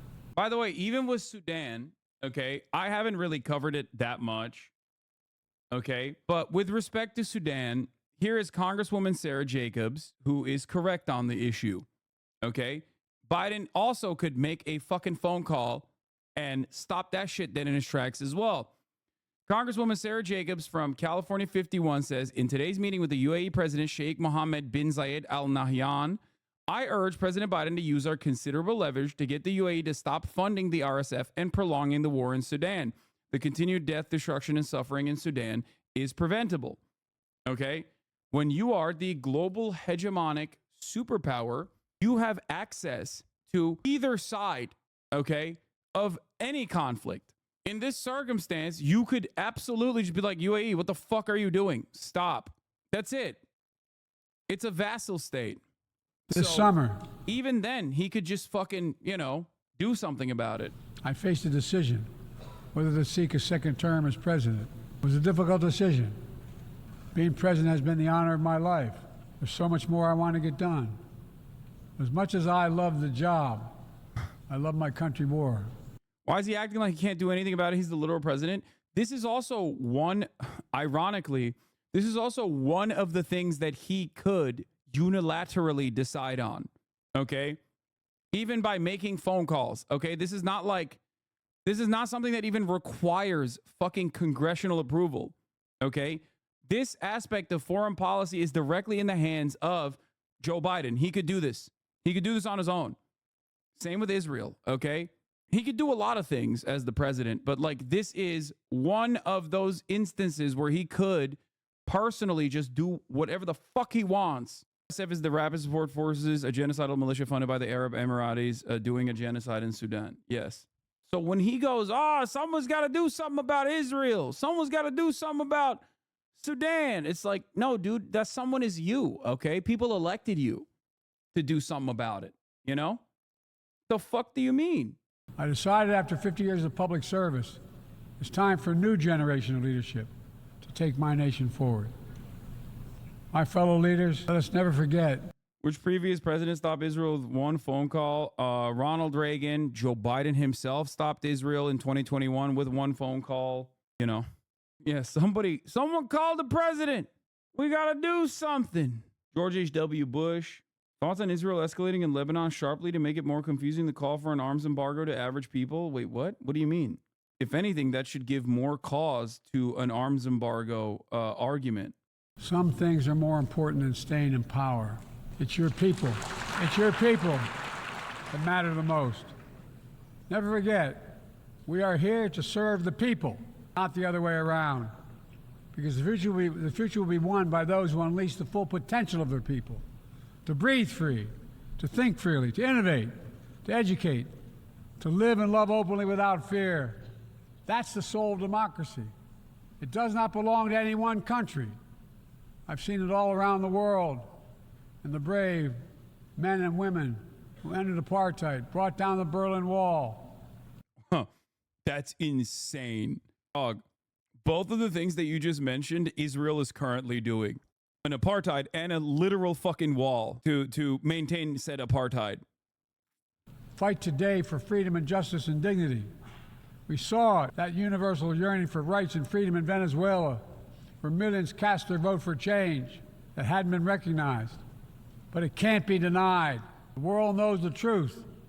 We saw it in Uganda, LGBT activists demanding safety and recognition of their common humanity. We see it in citizens across the world peacefully choosing their future. From Ghana to India to South Korea, nations representing 1/4 of humanity who will hold elections this year alone. Evangelical hogwatch cringe later. The power of we the people that makes me more optimistic about the future than I've ever been.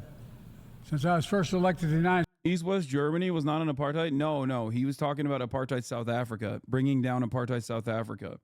And then he said bringing down the wall. I think one of the funniest flubs from the American State Department was when they immediately recognized the new Venezuelan government, which stopped every other Latin American, and I told you this was going to happen, okay? Remember when the Venezuelan elections took place? And, you know, there was definitely some inconsistencies, and obviously Maduro's popularity has dipped tremendously from day one, and he was mostly riding on the Chavistas and Chavez's popularity for his entire fucking reign. And the moment that America fucking stepped in and was like, we recognize the new Venezuelan leadership, every other fucking country in the region, every other left-leaning country in the region that previously were like, hold up, let's take a look at the fucking results of this election, okay, immediately went, all right, never mind. Fuck it. Yep, nope, Maduro is the guy. Sorry. And that was because America was like, nope, this is not correct. This is incorrect. Actually, we know Maduro is not the president. We know that he wasn't democratically elected. We recognize the new government.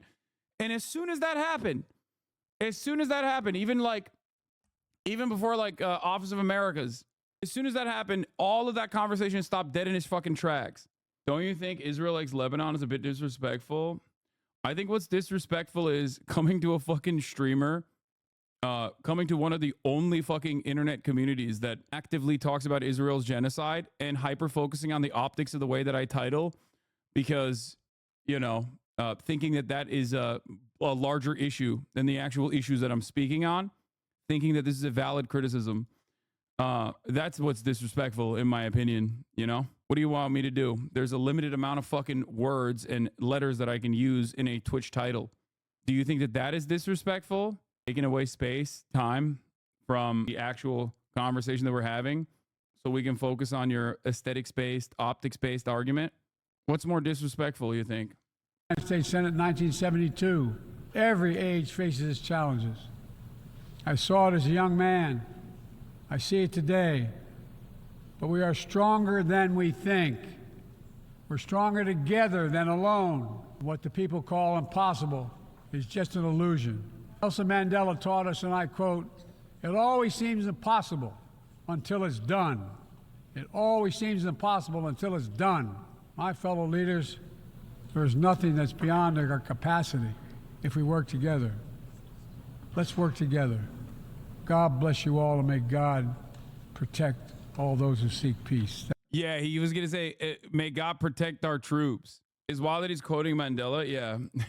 I wonder if he'll quote Mandela when Mandela was talking about Israel being in apartheid. Probably not. Yeah. Starmer mistakenly refers to Israeli hostages as sausages. Everybody made fun of this on Twitter. I don't really care. I think the worst thing he said was when someone asked during the speech, what about the Palestinians? And he turned around and said, you must think that this is the 2019 Labor Party. Like you're in the wrong room. In fact, we must. Technology, climate change, the aging population, the movement of people. This is a time when great forces demand a decisive government prepared to face the future. We can see that again in the Middle East today. So I call again for restraint and de-escalation at the border between Lebanon and Israel. Again, all parties to pull back from the brink. I call again for an immediate ceasefire in Gaza, the return of the sausages, the hostages, and a recommitment to the two-state solution. Yeah, everybody was like talking about this, but I think the worst fucking part about this speech was literally when does anyone have that clip? When he turned around? Does anyone have the clip when he joked about like a protester asking about Palestinians? Yeah, here, this is the one. This is what really fucking pisses me off. My sister was I think this guy's obviously got a pass from the 2019 conference. Something deeply messed up about British society that this guy fucks a lot, apparently. Okay? Like, if you at any point look at this fucking vile scumbag who looks like a sausage himself, okay, and go, well, that's a real shagger, yeah, he's got it. I mean, I guess like with Boris too, it's crazy. What does he mean by that? I mean, he's making a joke about 2019 Labor under the guidance of Corbyn actually having the correct position on Gaza and Israel and Palestine. A position that caused him to lose control over the party, where people backed by this fucking dipshit or supported by this fucking dipshit literally purposely sabotaged the Labor Party internally and created the insane non-stop anti-Semitism smears against Corbyn and any kind of fucking Labor MP that dared say Palestinians are human beings. Here's an interview with the guy who was the protester from the Prime Minister's speech. What did you want to say to the Prime Minister? I hadn't planned on saying anything. It's just when I heard him speak about how he wanted a ceasefire in Gaza and Lebanon, just the hypocrisy on how every day we're still sending British bombs and British bullets that are being used in Lebanon and in Gaza right now. And the Prime Minister, he could stop that. He could stop that right now, but he doesn't. And he says that he wants things to stop, but he won't lift a finger to actually stop them. So you weren't planning on saying anything? You were just moved to say while you were speaking? No, I was a delegate. I'm a Labour Party member. I hoped I'd be one for life, but I suspect not now.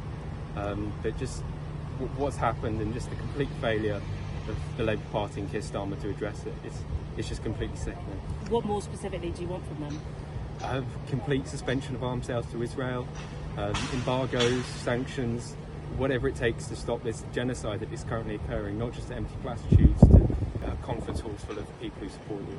I think there were definitely anti-Semitism issues in the party, but it was extremely overblown, and there was definitely a false tying of anti-Zionism to anti-Semitism. The anti-Semitism issues in the Labor Party is a hilarious thing to talk about when you look at like anti-Semitism within the Tories. It was always and forever about Israel. Okay? during this anti-Semitism news coverage that the British media focused on, hyper-focused on, the motherfucking Tory party in charge literally put up a statue of Nancy Astor, okay, who straight up said Hitler, and I quote, Hitler was right about the Jews, okay? There was no coverage on that at all. Like, no coverage whatsoever on that. That is crazy, okay? It's always and forever the same exact principle. Van Jones will cry about Jewish anti-Zionist protesters claim that they're claim that they're being funded by Iran and that they are anti-Semitic for saying that what Israel is doing is unconscionable. Van Jones will then go to DC to speak at a fucking pro-Israel rally next to Pastor John Hagee. Pastor John Hagee famously said Hitler did a great thing with the Holocaust so that Israel could be created. Okay?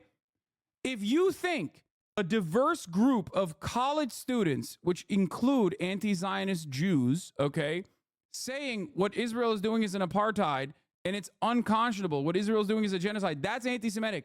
But you don't have that same, a fraction of that smoke for a guy that is a direct fucking Christian fascist. You are delusional. They're trying to cancel you on Twitter, Unc. Oh, no. Oh, man. I can't believe I'm getting canceled on the Nazi platform. I can't believe that people are yelling about me on the Nazi platform again. That definitely didn't happen yesterday. That definitely didn't happen the day prior. That definitely didn't happen today. And it certainly won't happen again tomorrow. It happens every day, chatter. Fuck you mean? And I can't believe that I have upset some more Nazi pedophiles. What will I do? Yeah, I'd be more concerned if you were saying they're defending you. Can I ask what your job is, or are you a student? I'm a student. You're a student. Are you happy with Keir Starmer as Labour leader? Absolutely not, no. Although it's not just him, it's the party more general and the wider. It was libs today over what? What did I do now that got liberals upset? Political establishment for not being supportive of taking the action that is required in order to stop this genocide and actually stop the war like they claim they want to do. Can you tell us what was going through your head as you were sat there, and what was the moment you decided to stand up and start talking? I was just angry. I mean, at myself, I guess, for not saying anything at the time. But again, like I say, just for him coming out to say that he wanted a ceasefire, but not taking any of the actions that he could, not lifting a finger. They said you wouldn't call the cops on a woman getting raped. That's a fucking complete lie, dude. That it, like, at a certain point, you got to understand, like, people just lie about everything. Okay? That's it. Like, that's it. I don't even know where you get this kind of information, but it is a obviously fucking ridiculous thing to say. Come on, dude. You got posted next to Chappell Roan. Oh, yeah, that's probably why. And it's also not, for the record, it's not liberals who say that kind of shit. Those are people masquerading as liberals. Okay? Those are people masquerading as progressives, but they're not actually fucking progressive at all. Just so you understand. If you got to fucking, if I'm such a bad person, you should be able to adequately address why. You don't, if you always resort to making shit up or clip chimping things completely out of context, or sometimes even directly leaving the context in the clip, but people don't even watch a fucking clip chimp usually before making up their minds. I don't know. Maybe you were just invested in the hate. What is this? Anti-delusion counter clip? Okay. I don't know what you're... It's the quote retweets of this? Yeah, I'm sure. None of this matters. Okay? None of this fucking matters. Oh, it's the... Here's a song saying it's okay for women of rich families to be raped. Yeah, dude. Come on. Come the fuck on. That clip in and of itself doesn't even... That clip in and of itself doesn't even fucking imply the thing that that person is writing. People just see the fucking title and move on. Come the fuck on, dude. It's so funny coming from the community that says insanely unhinged shit on a regular basis. Okay? Yeah, get the fuck out of here, dude. Okay. Yeah, dude. Hey, guys, I will once again repeat my official position. Okay? It is unconscionable for anyone to be raped. What the fuck are you talking about? Ridiculous. Your class position does not matter in this equation. Yeah, but most people are normal and understand what is going on there, okay? No one even knew the cancellation was even happening. I know. It's just, there's also QTs accusing you of queer baiting and hating black people unironically. Yeah, famously. I do both of those things. Queer baiting is when you're an attractive straight man who openly says they are straight, okay? But also are pro queer rights. I know. What I should be is more homophobic, which is funny because, like, I always say I'm a homophobe. Who cares? The only thing I bait is at the top of the hour when I bait you into subscribing because a 3-minute ad break is upon you. Okay? And if you no longer want to see those ads, all you need to do is subscribe for $4.20 or for free with a Twitch Prime. Before we're not going to do the Michigan anti-Semitism meta. I'm going to cover what Erdogan said, okay? Because he popped off here. Calling Benjamin Netanyahu Hitler at the United Nations is like, I hate to give him credit, but it is an extremely, extremely rare, correct position from Recep Tayyip Erdogan, who, of course, will, continue to do Recep Tayyip Erdogan shit. Yeah, a real worst person made a good point moment here. So we'll talk about this, and then I'm gonna move on to the state of Missouri. For all the Missouri heads out there, not great. We will of course be talking about Marcellus Williams, an innocent man on death row that is slated to be executed in the next 2 hours, if I'm not mistaken. But before we get to that, let's talk about this watermelon salesman. Not only children are dying, but also the United Nations system. The values that the West claims to defend are dying. The truth is dying. The hopes of humanity to live in a more just world are dying one by one. I am asking you bluntly here, openly, frankly, I call out to you, oh, human rights organizations. Are those in Gaza and the West Bank not human beings? Do children in Palestine have no rights? Can't they play out on the streets in their homelands safely? And calling out to the international press organizations. Aren't the journalists murdered by Israel on live TV your colleagues, whose offices were actually raided as well? I call out to United Nations Security Council. What are you waiting for to prevent the genocide in Gaza, to put a stop to this cruelty, this barbarianism? What are you waiting for to stop Netanyahu and his network, who is endangering the lives of the Palestinian people, which is a part of a mass murder network? And what are you still waiting for to stop them, putting to danger their own people and the entire region for political gain? Yeah, he Right now, you're looking at an innocent man currently. He apparently also likened Benjamin Netanyahu to Adolf Hitler and said that if the West had any decency or any consistency, that they would be dealing with Benjamin Netanyahu like they dealt with Adolf Hitler. Bro, why do you spread this left-leaned fake news about what?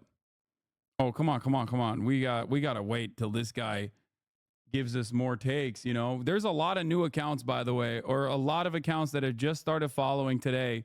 Noticeably more chirpers, but we banned them too quickly. Is that because of the CNN thing? No, nah.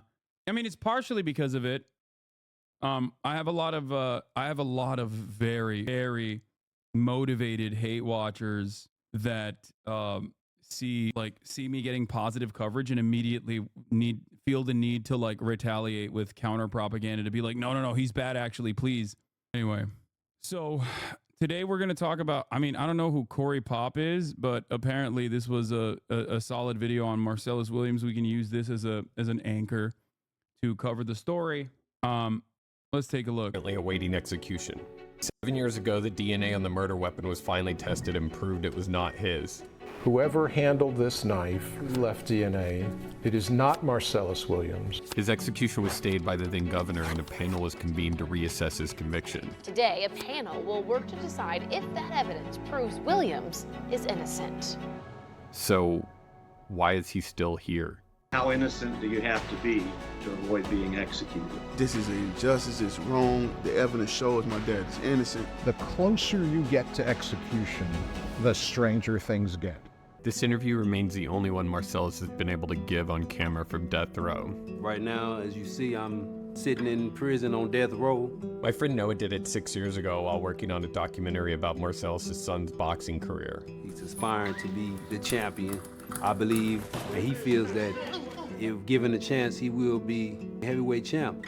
I'm his only child, his son.